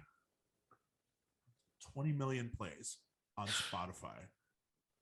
And like I try my hardest to, like, when I speak, especially lately on this show, like to choose my words, because I don't want this to sound like I have anything against the people who work week in, week out, you know, who grind it out playing what I would consider to be boring work, but good paying work. There's an art to that, because I would be unsuccessful at that. I am not the DJ that can play a center bar in a casino and keep that crowd. You guys have been to these center casinos, like they get jumping. Mm-hmm. And, you know, they're playing music that I don't necessarily care for, but I see that they're jumping. People care for this music. I'm not going to sit here and act just because I don't like it that it's corny, you know? Right. There's an art to that, to knowing that I'm going to play YMCA right now, and I know when to play it and it's going to work. There's an art to that. It's like being a good wedding DJ. Like, yes, like there is that trope where DJs are making fun of this type of DJing, but like I am terrible at it. I'm not good at it. I would get harassed and booed off if I did that work. Just full transparency. I would get shit on because I'm not good at it.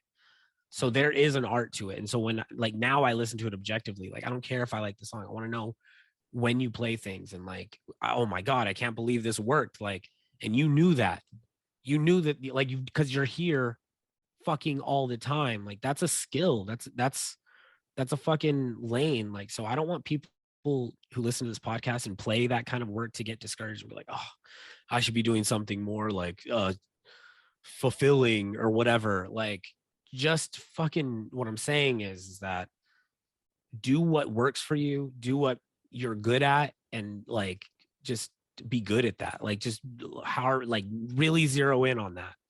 I'm not good at that. Yeah, so I identified what I'm good at, and I don't want to fucking have to force myself to do things and get good at something that I don't like because there's money involved. Like, I just, that's all I'm saying.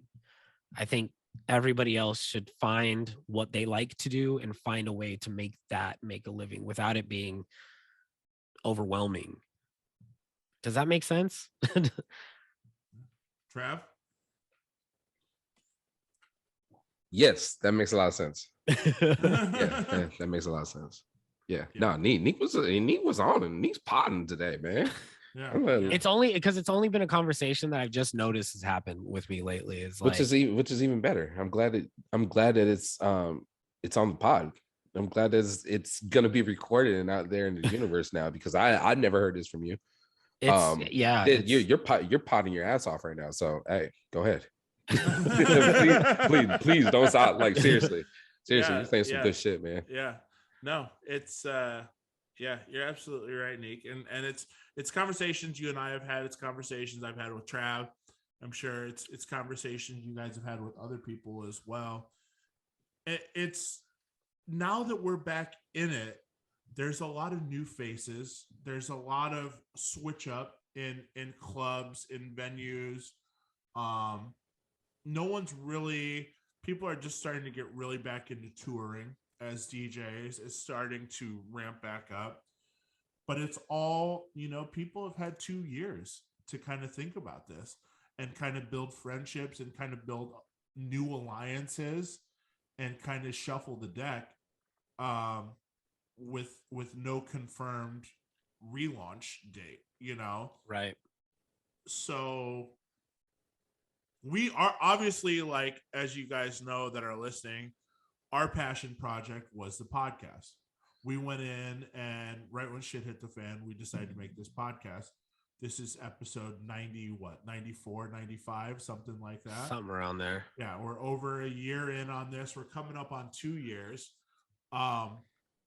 Some people went the route of Twitch. They were like, hey, I'm just going to narrow this in. I'm going to be in front of my camera at home every night, and I'm going to play music.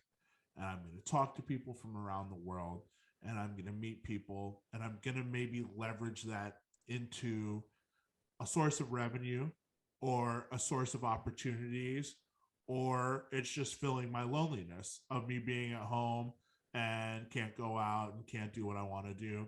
So I just want to simply play music for people. I want to have that feeling again of people being excited about what I'm playing. The network route, the other route was the third route was to just make and stockpile music the whole time. Yeah. Where you're just building up that arsenal. You have your big guns just ready to go once we get back into this. And I don't know if there's a right or wrong. Which I think Drake is doing right now, right? I think Drake. I think every major artist is, minus Halsey, who I think every record label did it. Yeah. I think every record label told their big guys, their big guns, hey, pile, stop, hoard every hot shit right now. But people did put out huge albums during the pandemic too. So even there was no rule book for that. Like, true. People were like, I don't see a lot of people out here right now in the trenches. So here's a really good album. Right. Right. And I'm not sure if that's going to be time capsuled into, I listened to that a lot during the pandemic, and now I'm not listening to it now that I'm out or whatever, like. I can see that. I can see that too. Like, we had nothing but time to listen to music. Even the Spotify numbers were insane. Like the amount of hours put in on Spotify, they had to be raking it up. But still, older albums are still trumping over new stuff. Like I didn't know that. You guys told me that. Yeah. It's scary how it's second week of Donda 2. I'm just gonna say it, and then I'm gonna go back and actually get the right numbers, right? But second week of Donda 2, it dropped like 31%. Like a significant percentage. Right under it was Mad Kitty, Mad Kid, Good Kid, Mad City, right? Mad Kitty, Good Doggy. Yeah, there you go, Mad Kenny. Mad Kenny. Yo, that jumped up 2%, and it was right under Donda 2 or Donda. That's interesting. I don't know what the correlation is to that. I don't either. It's kind of just interesting to see that people are like, okay, cool, new album. All right, cool. Let's go back to to Kendrick. Yeah. Like It's classic, weird, right? Diddy. Classic, yeah. I think Yeah. people want to revisit though. Yeah. When something drops, people their knee-jerk reaction is, let me compare this to the last album. Is that what it Yeah. is? Maybe. Yeah. I don't know. I know I am a frequent lately because of Spotify and the way it's set up. Mm-hmm. I frequently just listen to like the same smart playlists. Okay. Right. So like I think that may, which is kind of frustrating for me as a person who doesn't like to. Right. I don't watch things twice. I don't listen to things twice. Right. I just want to constantly hit me with something else. And this is forcing me to re-listen to things. Gotcha. I wonder if that's kind of the thing. Like people, I wonder if that's the red. I think you like this. Is that the love... record label thing?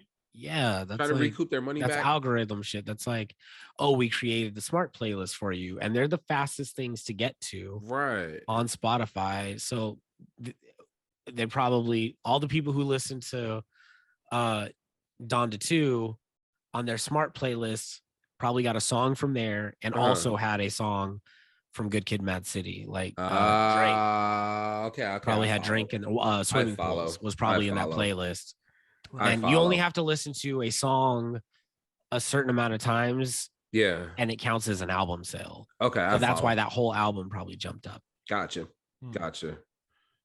Crazy. That makes sense. That makes most sense. That does. Me. Versus like people being like, oh, Donda 2 was great. Let's go listen to a Kendrick album. Like, right. I think their smart playlist algorithm just kind of got adjusted because they listen to this. This probably put Drink in that playlist or Swimming Pools in that playlist. Yeah. Or Money Trees or something. Yeah. It's true. Huh. That makes sense. Couple other things happened this week. Some interesting shit. Snoop pulled I think all the big Death Row albums off of Spotify, off streaming to make them an NFT project. So Chronic is no longer on Spotify. Doggy Style is no longer on Spotify. Based Corrupt album, 80% of Tupac's catalog. Yeah. Is this the Kanye effect? Is that what Kanye did with the Stemverter? Is that what you're saying? Yeah. I mean, it's essentially like an alternative, right? Alternative way to buy the album, whereas putting the majority of the money into the artist's pocket. I wonder. I wouldn't know if I wouldn't call it the Kanye effect, where because a lot when NFTs first popped up, I know a lot of artists did make their albums NFTs. And gotcha. Right. Props. Like Tory Lanez was the biggest one. Right. He went platinum in like 30 seconds. Yeah. It's interesting. I just don't know what Snoop's gonna do. Like, do I have to buy an NFT to listen to Doggy Style now? Yeah, I don't know what he's gonna do either because he's also the president of Def Jam now too. Death Row. Def Jam too. He became the president of Def Jam. Yes. Snoop Dogg is the new Jay-Z. Yes. And I guess in that job, but he that's why he put out that album, that compilation album right when he got it. Wow.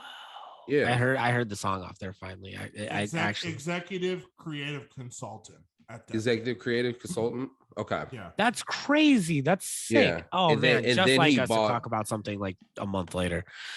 Yeah, right. This happened June 7th, 2021.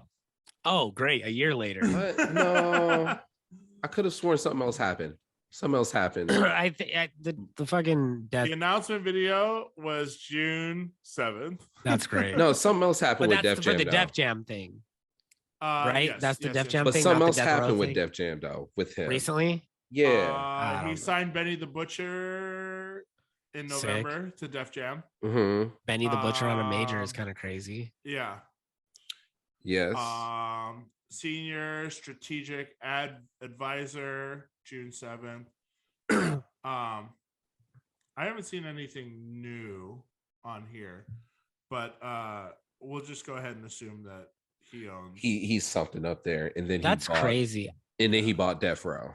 I wanted, he took that because that was the thing. It was like, is that conflict of interest with his position in Def Jam and him. Oh, purchasing. because So gotcha. so there's something else in Def Jam that he is. He joined Face Clan too. I know we were all excited to talk about that. Yeah. I'm wondering, like, yeah. that's gonna be crazy. This is Snoop Dogg is stepping into a very interesting position in the industry. I want to know. Snoop Dogg's the most famous rapper, right? Of all time. Yeah. Yeah. I don't think any rapper has ever achieved as much corporate wise. Yeah. Just well, no, I'm talking about even just life, corporate fame, rap, like just, everybody. Snoop Dogg is a household name. Yeah. Bigger than Jay-Z? I think so. I think he is, man. I think unequivocally. I really think he is. Bigger than Kanye? I don't think 100%. 100%. Yeah. Yeah. More recognizable? Yeah. That's what I'm saying. Yeah. That's what the Snoop Dogg's Death Row acquisition doesn't include Tupac or Dr. Dre albums. Interesting. Okay, so the Chronic's still there, and Tupac. So Tupac's estate still owns that. Yeah. Right. Is that a Feeny? His mom. I think his mom owns it. There must have been a different deal for him. Yeah. All Eyes on Me, Don Illuminati, no longer on the label. So the only reason why he did Death Row is so that he can buy his masters back. Yeah. That sounds like. Yeah. That's the J move. Jay-Z did the exact same thing. He president of Def Jam, and then he bought his masters back. He must have signed a 360. Yeah. And got himself in a position to get those back. Yeah. This exclusion of Dr. Dre and Tupac's catalog put Snoop as the best-selling artist on the label. Nice. On the label. Death Row. On Death Row. Okay. Yeah. Okay. Yeah. Yeah. That's cool. Interesting. I'm glad that he got that. That's actually, it's cool to me to see him. Yeah. Like, if anybody would if like him, somebody had to acquire it, and I hated and that it had it was to just like him. A public thing. Like it's a cool story now that he's done it. Mm-hmm. Yeah, it's better than like Martin Shkreli with the Wu-Tang album. Yeah, it's better than Suge too. Yeah. Like Suge didn't even own it anymore, right? Like it was like just a public. Yeah.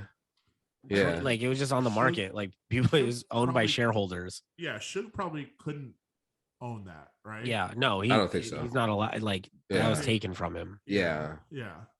I don't think that movie. Imagine, oh my God, he'd still be making money. More interesting stuff this week. I think I talked to you guys about it individually. I got summoned for jury duty. And I don't know what's gonna happen with this per se. I hope it's high profile. Oh my God, I hope I'm so they're supposed to email me back today if I've been selected for the preemptive, like for tomorrow.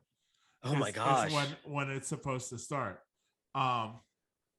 It's kind of like nerve-wracking, like waiting for an email to be like, hey, we need you to be a juror. But I should mention it does pay. Okay.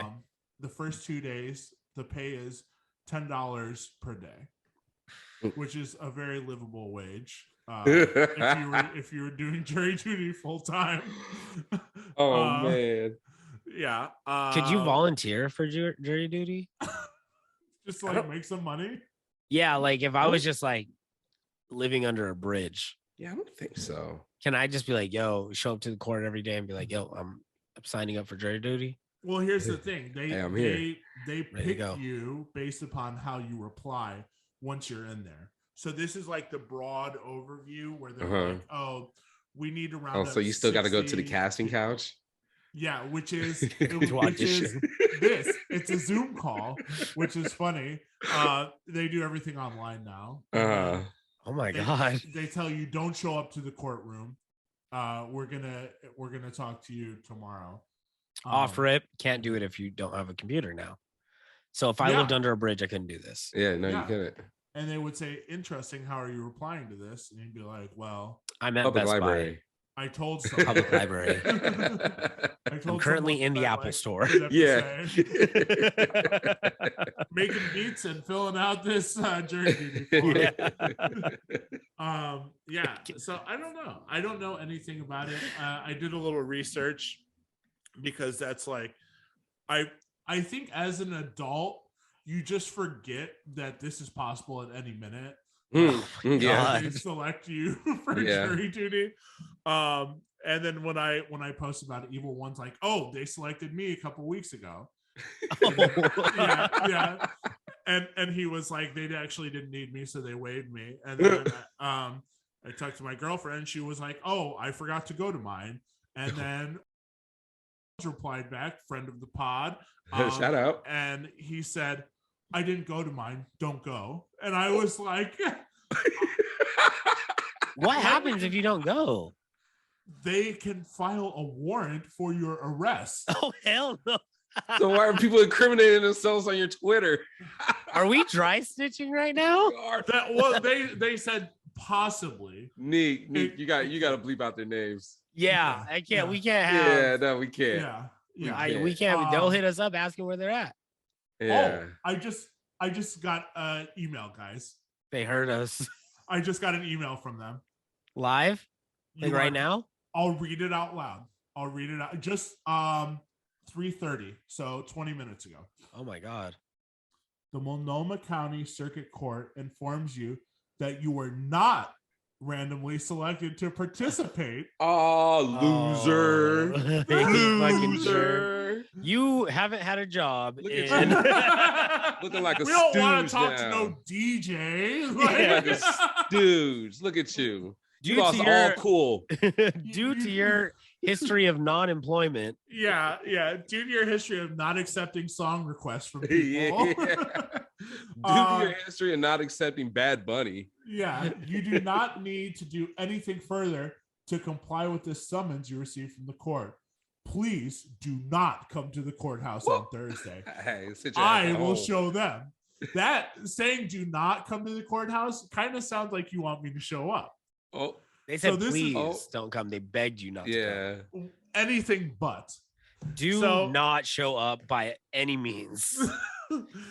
Or is it please do not, with a wink, show up to the courthouse tomorrow? Did they put the emoji wink in there? Yeah, they said do not show up to the courthouse tomorrow. Don't not show up. They did a typo. It wouldn't be the worst thing if you showed up. We pontificated that maybe you shouldn't show up tomorrow. And you're like, so what you're saying is you're just over there reading between the lines. You'll leave me there? Yeah. So you're saying there's a chance. Yeah, now it's like a weird flirt. Like I feel like I'm flirting with the government. Yeah. What are we doing here?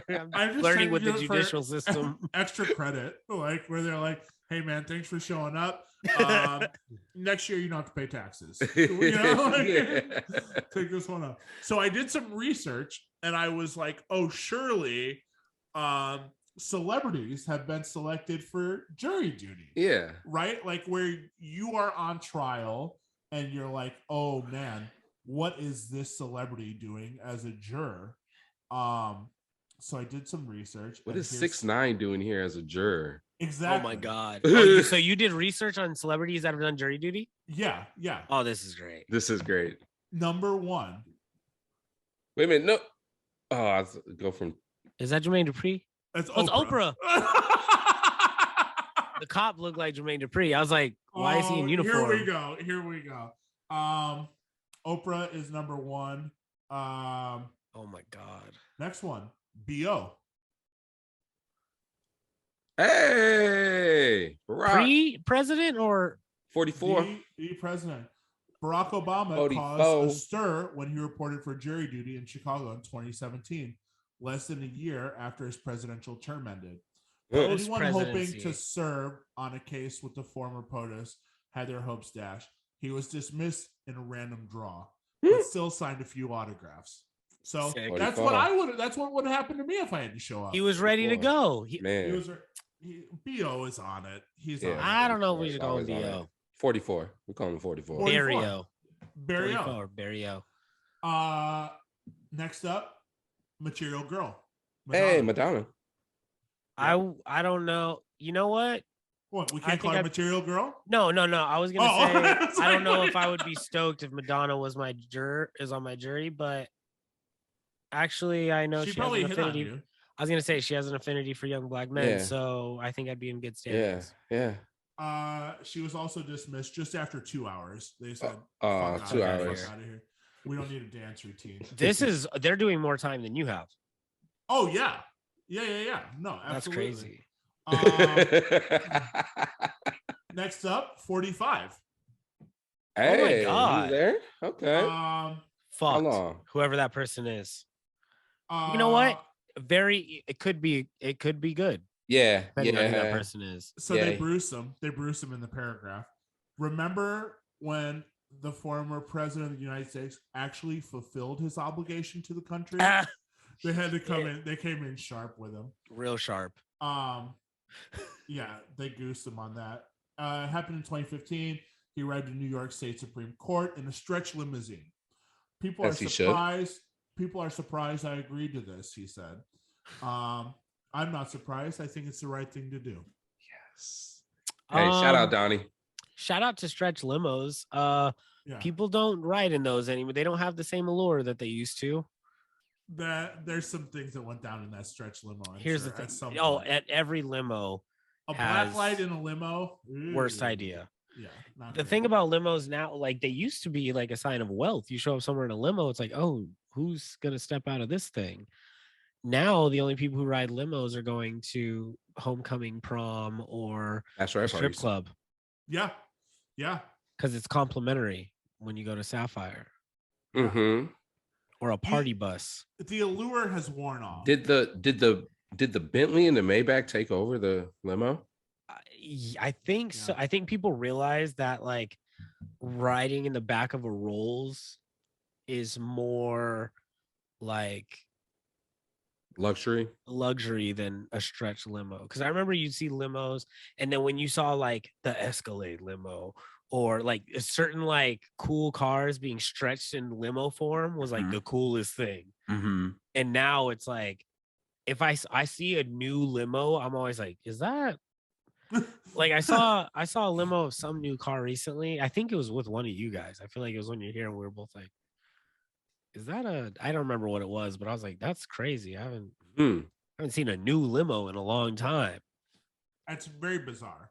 Riding in the back of an SUV with a driver is more like that's baller, posh. Yeah. Riding in the back of a stretch limo. You show up to it in a stretch limo, you look like a jerk. Mm-hmm. Where'd you come from? A strip club? You triggered a memory in my brain in the vaults. And I know there's a picture to accommodate this story. You in the limo? When I was like 7, 8, or 9, my aunt got married. My aunt got married in New York, and so many limos for this wedding. Everyone they just filled them. Whatever. Everyone got a limo. So my mom and I were in one limo, and I remember being very young. That was my first time riding in a limo. Very nice limo, in New York. And I got to imagine at that time I was 7. So what, almost, I don't know, a long time ago, 28, 27 years ago, sometime in the 90s. Yeah. So what? So 2022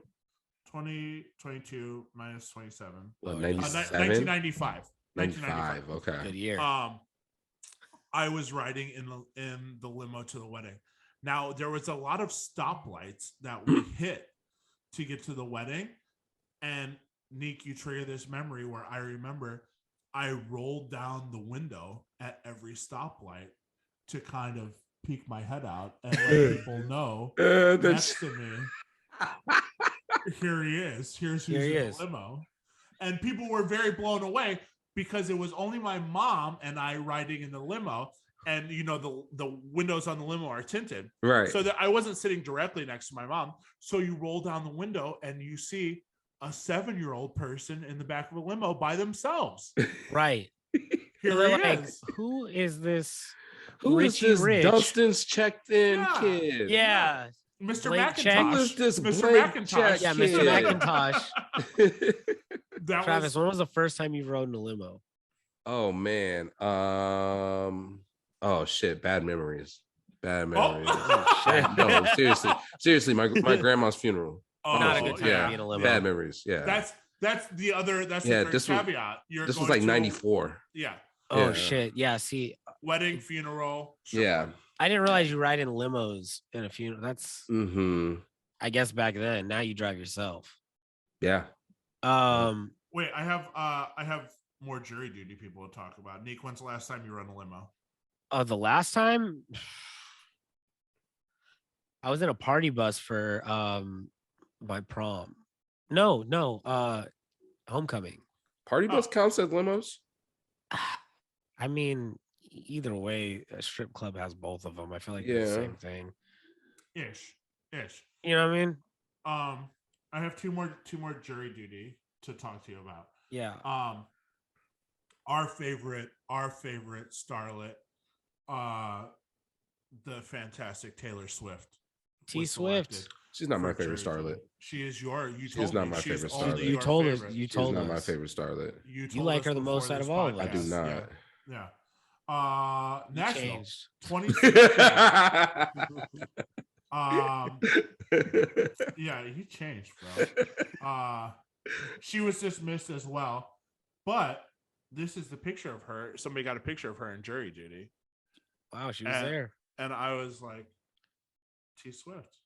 That's T Swift, 1989. TS. Tom Hanks. Tom Hanks was on jury duty. Tommy Hanks. Well, Tom. We love Tom, and then the only person we love more than Tom is our favorite Brad Pitt. Brad Pitt. Yes, we do love Brad Pitt. Brad was selected for jury duty. This is what he showed up in. Oh, hell yeah! Looking like a handsome Joker.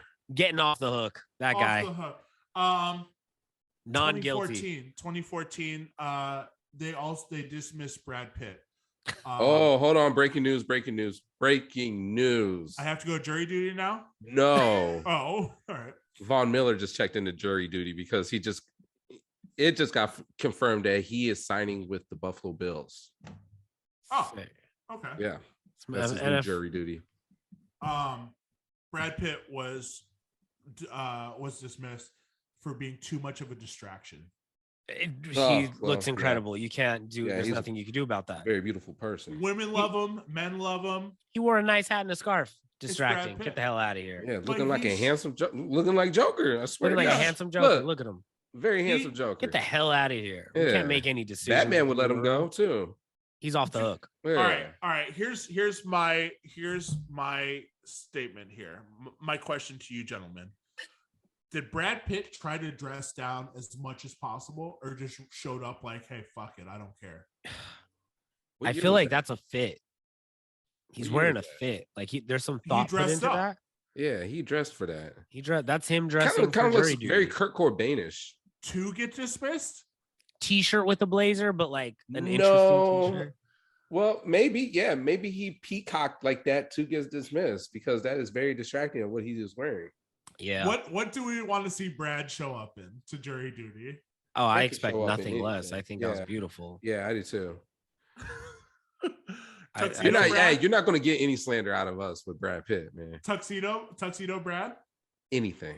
That's too much of a distraction. I've showed Brad Pitt could have showed up in a Rodman jersey. Meet Joe Black, Brad Pitt in the tux. There you go. Oh shit! No, if he shows up, that's too formal. Benjamin Button, Brad Pitt shows up as the old little baby. Oh, let's go. Yeah. We're like, who summoned this baby? He's like, I'm not a baby. I'm a grown ass man. I've reversed your life. I'm my own baby, bro. The Dominican guy. I am not a baby, bro. Look at my dad. This man is not old enough to be out here. Show us your ID, sir. You're 3 years old. What the hell is this? I have two quick, very, very quick stories about both of these situations. My very first limo experience and the first time I've been to court. Okay. My very first limo experience, I was living in a ghetto ass apartment building as a child, and in retrospect, as an adult, I now know that my neighbor had acquired this limo, and we're like, oh my god, whose limo is this? But it was fucked up. Like, it was a fucked up limo. Like, it wasn't nice, but it was fresh because it was a limo, probably around 94, 95. And now that I think about it, you know how like you see like people driving around in like I guess decommissioned cop cars, like you can tell it used to be a cop car. They got it at the auction for like $300-$500. Probably the same deal with this limo. So this is just a bad purchase. This guy got this, you know, this title weird limo. We get it. I get in it. He let all the like ghetto kids get in it and like, oh, we're in the limo. We're fly or whatever. And there's like a little TV and we all watch Wishbone. Wait a minute. Is this like when the Mighty Ducks jumped into Gordon Bombay's limo? Yeah, except like it's a ghetto ass limo in the middle of like a hood ass motel. Yeah, exactly. Yeah. Exactly. It's just not on ice. It's in the ghetto. It's not on ice and not fly. And Some we're all shit went down. Some shit went down that limo. It had a TVs, but this is like the era of antennas. So we all like tried to find the channel that worked, and we found Wishbone on PBS, and we all sat and watched Wishbone. You didn't even go for a spin. No, we didn't get. It was just parked. We just were in there pretending. That's the best. We were just pretending to be rich. Back when I had just graduated high school, me and my buddy started a clothing line called Fresh. And just graphic tees and like sweaters and stuff like that. And we did this whole design that looked like a college called Fresh University. So we had like FU with like, it looked like a college logo or whatever. I go to court to pay my ticket.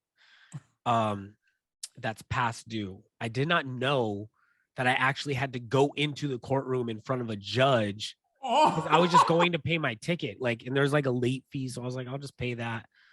I just wanted to get this out, but they're like, because you're late, you have to show up to court. And I'm wearing like foam posits and a crew neck sweater that says FU very large in the front. So I'm sitting in courtroom like, oh my God, I'm not dressed for this. Like, this is the one thing, granted, everybody's like in t-shirt, like not dressed up, but like I shouldn't have an FU sweater on. And the reason they made the dress code. Yeah, here he is. So I show up, it's my turn to walk down the fucking aisle and stand in front of this judge. He's like, how do you plead? Guilty. He's like, what's your shirt say? And I was like, I go, it's a acronym. It's FU for Fresh University. And he goes, huh? And everybody in the courtroom laughs. I get laughed at by everybody in there paying tickets. Nightmare. And he's like, he like looks at me and kind of like chuckles. He goes, did you think that was appropriate to wear today? I was like, I'm going to be honest with you. I had no idea I was going to see you today. I just thought I was going to go to the clerk and pay this. And he goes, how do you want to pay this ticket? I go, in full. Get me out of here. I go, in full. Like, because people were like, I could pay half. And then yeah, I was like, all of it in its entirety. He's like, cool. I'm going to waive the late fee. Just pay the ticket. I was like, thank you, Your Honor. God. I've never felt like such an asshole in my entire life. The whole court is roasting you. They're all roasting me. All these jackasses who have unpaid tickets and warrants for their arrest. I would have been on the jury. I would have got you. You'd have got me. You're like, I object or whatever the fuck. Yeah. Excuse me. Make him pay the fee. Yeah. See, here's where I would have fucked up. And I'm going to be completely honest with you. There is 1 or 2 times if I was in the courtroom on the jury and they asked me to say something, instead of saying Your Honor, I would say Your Majesty. Your Majesty, I don't. and then I'm going to jail for just being on the jury, and they pulled me out of there. They're like, we don't even live somewhere where there's kings and queens. How did you? We don't live in a monarchy. How did you do that? The judge is like, I'm not wearing a white wig. Yeah. What are you doing? I am. I show up in one. Oh, member of parliament. I have a gavel too. So when he bangs a gavel, I bang one too. Or before him, a preemptive. Yeah, you get him quick. You see him raise up, you're like, get me first. Yeah, I bang it behind it real quick and be like, where'd that come from? You just hear like an echo, like one from the back of the room, one from him. Surround sound. Yeah, who's got the other gavel? Echo in here. Doing a beat with it. Yeah. Pencil and a gavel. You're grinding. Oh my god. Excuse me, Your Majesty. Oh. Time for my performance. Like, dismiss this clown. Straight to jail. Straight to jail. Any other tidbits we need to touch on? I feel like that's a solid note. you've got a little bit of everything today. You've got the serious, you've got the horse shit, just a nice little a broad overview. Anybody have anything coming up? Anything we need to talk about? Our 100th episode. 100 episode coming up. 100 episode is coming up. For those of you listening, we are throwing a party in Las Vegas. We're going to do a little party for our 100th episode. We're bringing on a couple of our favorite guests, and we're going to be doing a little bit of housekeeping throughout the week. You'll see a couple clips, maybe some throwback clips, a little bit of this or that. We're definitely going to talk about it more as the time gets closer. Last week of April, if you are a fan of the pod, if you enjoy listening to us, it would behoove you to make plans for Las Vegas. Meet us in Vegas. Yeah. We haven't announced the venue yet. That's coming soon. But you're going to get some awesome DJ sets from Spider Tech, from us as Men on Vacation, from P. Back-to-Back Tim Tones. It's just going to be a whole afternoon. Is Tim bringing his guitar? He should bring his guitar. Tim I want him to bring his He's guitar. always bringing his guitar. He's Tim going to needs to bring his shred. guitar. I need that. Yeah. Shout out Shred, by the way. Speaking of yeah. shred. Yeah. So that's going to be the last weekend of April in Las Vegas. And we'll make some more announcements as time gets sooner. Spring is here. We just saw the announcement that daylight savings time is now permanent. We're not fiddling with the clocks starting. Is that official? 2023. Okay, next year we're done. I believe so. It passed the Senate. Yeah. I'm so stoked on that. Yeah. It's such a dumb concept. Unanimously. Yeah. This is like the first time maybe the government has all agreed on both sides of the aisle. Both sides. Before that they were cussing each other out, and they're like, okay, hey, next up, daylight savings, yo. You know how much of an asshole you have to be to get everyone to agree on this? Imagine the one guy that's like, I don't know, I kind of like it. Yeah. That's kind of fun. I don't even know what his job would be. Maybe he sells clocks. I don't even know. Right. Like, nobody benefits. Or clock repair. It was an old thing for farmers. I mean, obviously farmers still exist, but like it doesn't matter. Like it doesn't matter. Like because the thing that farmers were relying on with that time, they don't have to rely on that anymore. Right. And I'm still not. I don't. You know what? I say that. I know it has something to do with farmers and the time of day. Yeah, so that it can give the farmers more sunlight, so that they can farm a little bit longer. If the sun starts going down earlier, wake up earlier. Well, right. You know, the plants are still outside. They're getting the same amount of sun. Right. Here's the interesting the eyes have thing. it. Yeah, absolutely.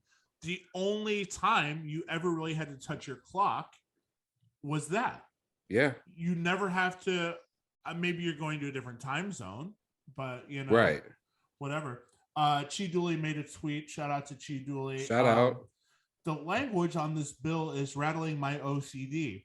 Daylight savings is a practice, an action where we change the clocks. So in the bill is, it's not a bill to permanently change the clocks. It's a bill to stop changing the clocks. It's a bill to abolish daylight savings time. So the way that they phrased it, the ending is described as making it permanent. Okay. So it's just a weird phrasing where it's we're ending daylight savings time, but it's permanent. Yeah, we'll never bring it back. There's nothing else like that, like that you can think of. Yeah, that's kind of crazy because everything. The wording, yeah. Okay, I get everything what you're is saying. up for change. Yeah. You're saying from now. No, we're making the change permanent. Yeah. till the end of days. That is weird because we've never heard that in a bill in anything before. No. Yeah. No. That is Everything interesting. is subject to change. Yeah. Not That's daylight how much of savings an time. We're asshole done. you We have to hate that be shit. as daylight savings time. Yeah. Yeah. Yeah. Crazy. Who came up with that? I don't know. We've all been thinking it for a long time, though. I mean, it's been going on for what, 100 years? Yeah. Over. It's the it was the farming industry with the food industry and whatnot. You know? I'm glad it's over. It was all of that. I'm glad it's over. It ruined my life. Yeah. Yeah. No. As a DJ, Yeah. we have a DJ podcast. That extra hour was never paid. I have to imagine, no, never. There's no way that somebody's like, hey man, I know you got to DJ the extra hour tonight. Let me look out for you and toss you another bill or whatever. No fucking Yeah, when hey, time goes that's why back- Quinn. That's why Yeah. Quinn over at Two Wrong. Shout out Quinn. He has a stop at 1 o'clock, so he doesn't even have to worry about that. Well, here's the thing. We just went through it. We just did the change, and now the change is at 4 a.m. But it Right. went I think forward. it used to be midnight. Yeah. Well, it was here. It was at 2 a.m. became 3 a.m. Okay. Right. And that's so what happened. Ours, R3 became 4, I think. No, Or our two became R2 three. became 3. Two became 3 also. Previously, it was midnight, right? Yeah. Yeah, it was. And they started fucking around with that too. Yeah. We don't want to do midnight now. We're going to do 2 a.m. That is Everybody's weird. asleep. We'll That's do it while you're right. sleeping. Don't worry about it. Yeah. So this was off the rails already. Wait a minute. But was the 2 o'clock? Was the 2 o'clock actually official, or was the 2 o'clock have to do with technology though? I don't know. I have no idea why does the time change at a certain time? And I feel like it's never the same. Is it always the same? Or was it always the same? I don't know. I feel like, oh, don't forget at 12 midnight, set your clocks back. Because I thought that's what it. Yeah. Yeah. But it wasn't always 12 o'clock. Like I feel like it's sometimes like at 1 a.m. Like it always changes at a certain time. It always changes. Oh, yeah, that's weird. I don't know why though. Like that never made sense to me. I don't understand daylight savings. Yeah. I don't. Oh God, I'm not gonna do this. I could feel myself going into a rabbit It's hole. happening. Uh-oh. I'm It's happening. going Don't to fight it. spiral. Don't Uh-oh. fight it. Don't Uh-oh. fight it. Time is a human construct. It's not real. Yeah, it's not yeah. real. It's Time not. isn't real. Yeah. It's not. Why does it? Who decides? Who decides when the time changes? It's obviously a person. It's not nature. All right. So in your approach, everyone would have a universal time. Yeah, because time And is just, have to work according. yes.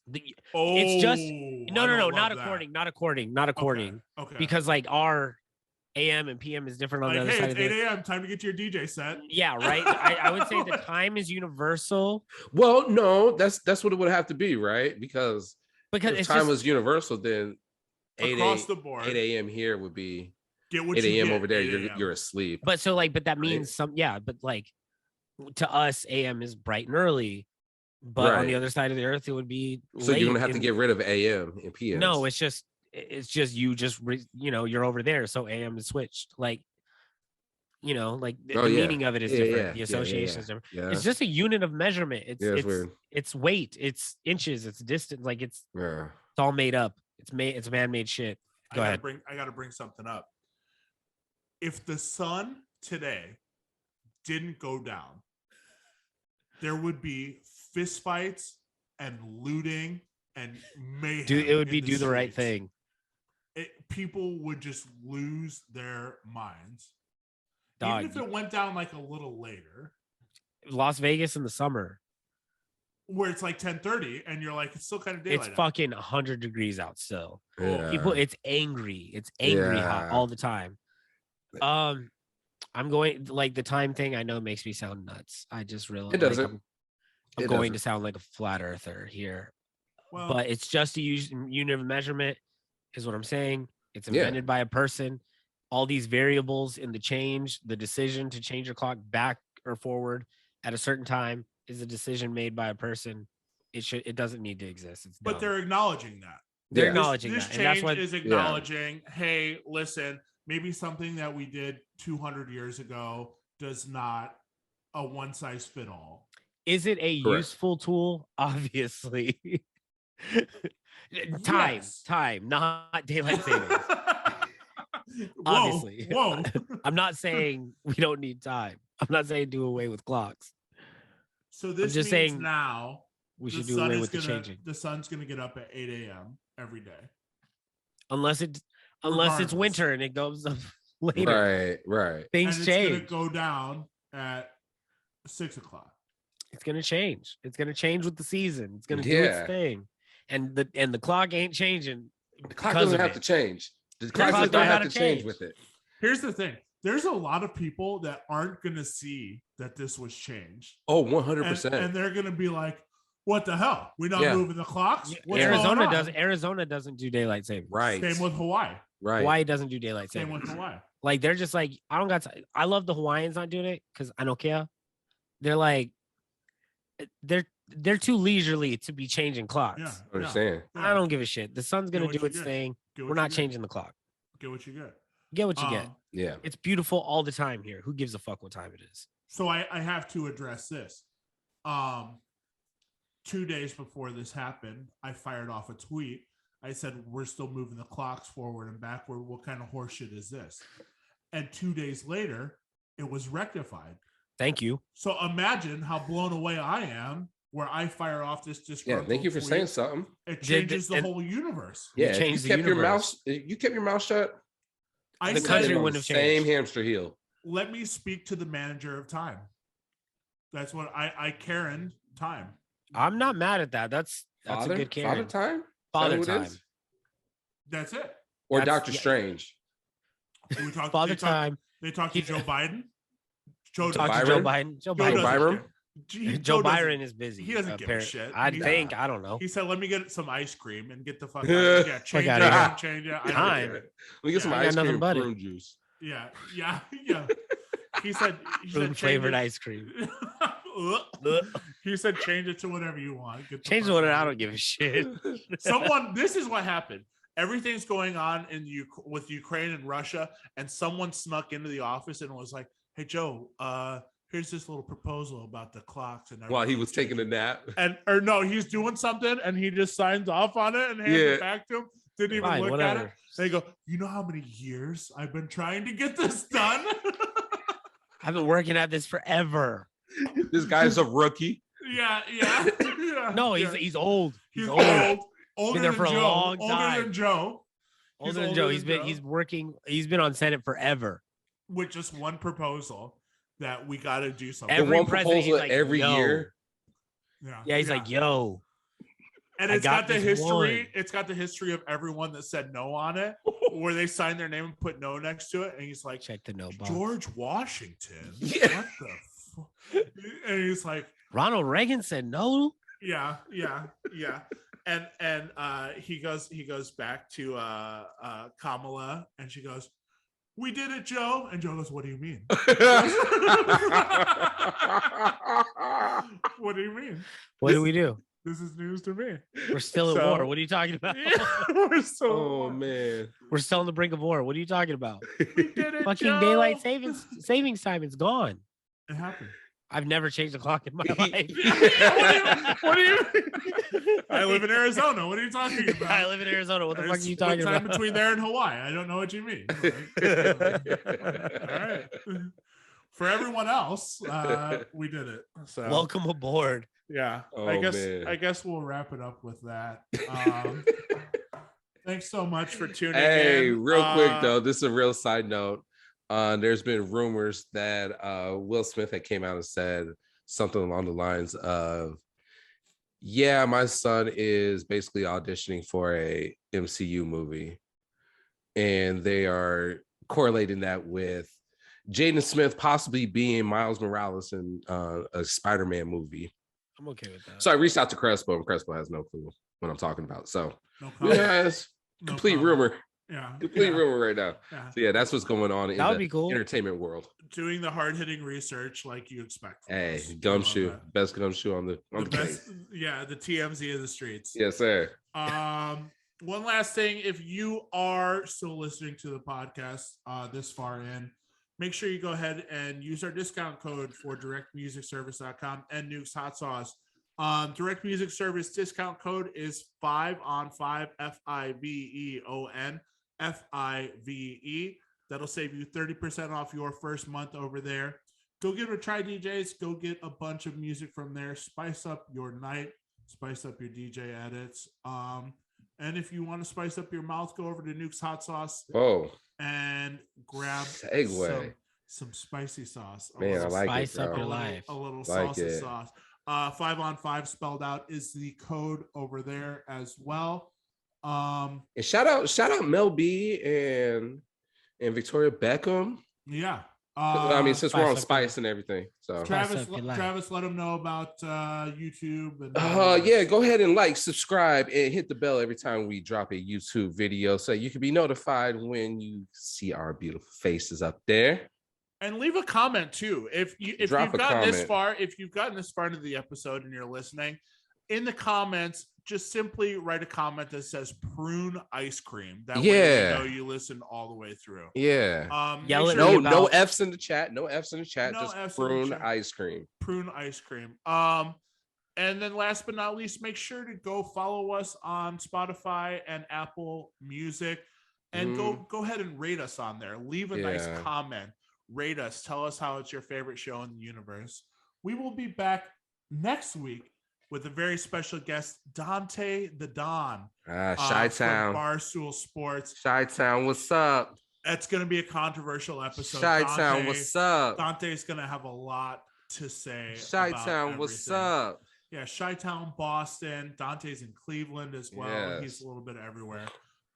So we got a lot of fun stories to get in with him, as he was Miley Cyrus's DJ for a night as well at the United Center. It's my girl's favorite artist, so she's going to be very Taylor Swift. Man, Miley Cyrus, bro. I'm gonna jack the mic from you just like Kanye did on Taylor. All right, I'll let you finish.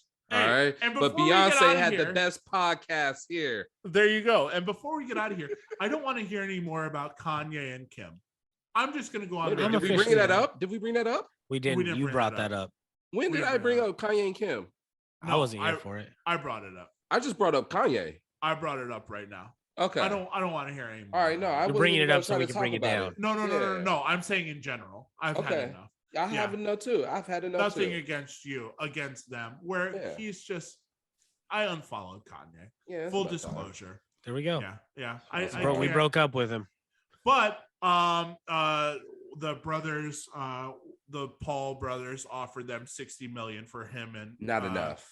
Pete to box. That's not enough. That's not enough. I would love that. I would too. I would too.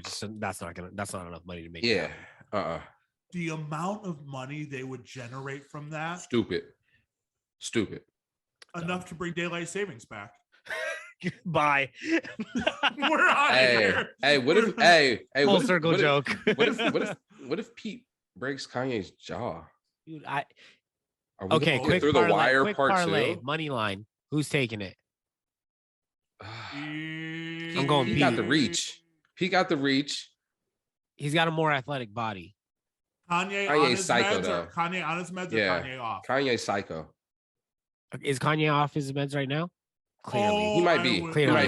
He might be. I'm still going with Pete. I think Kanye is going to while out. But I'm going with Pete because Pete has a sane mind. He's going to go in there thinking logically. Pete did say in the last movie that I saw him, man, he did say that I have a very punchable face. Yeah, he knows that. Yeah. So he's going to stir up Kanye West, but he's going to be, more, smart with movements and his intentions. Yeah. And he's taller. He's probably faster. Kanye's out of shape.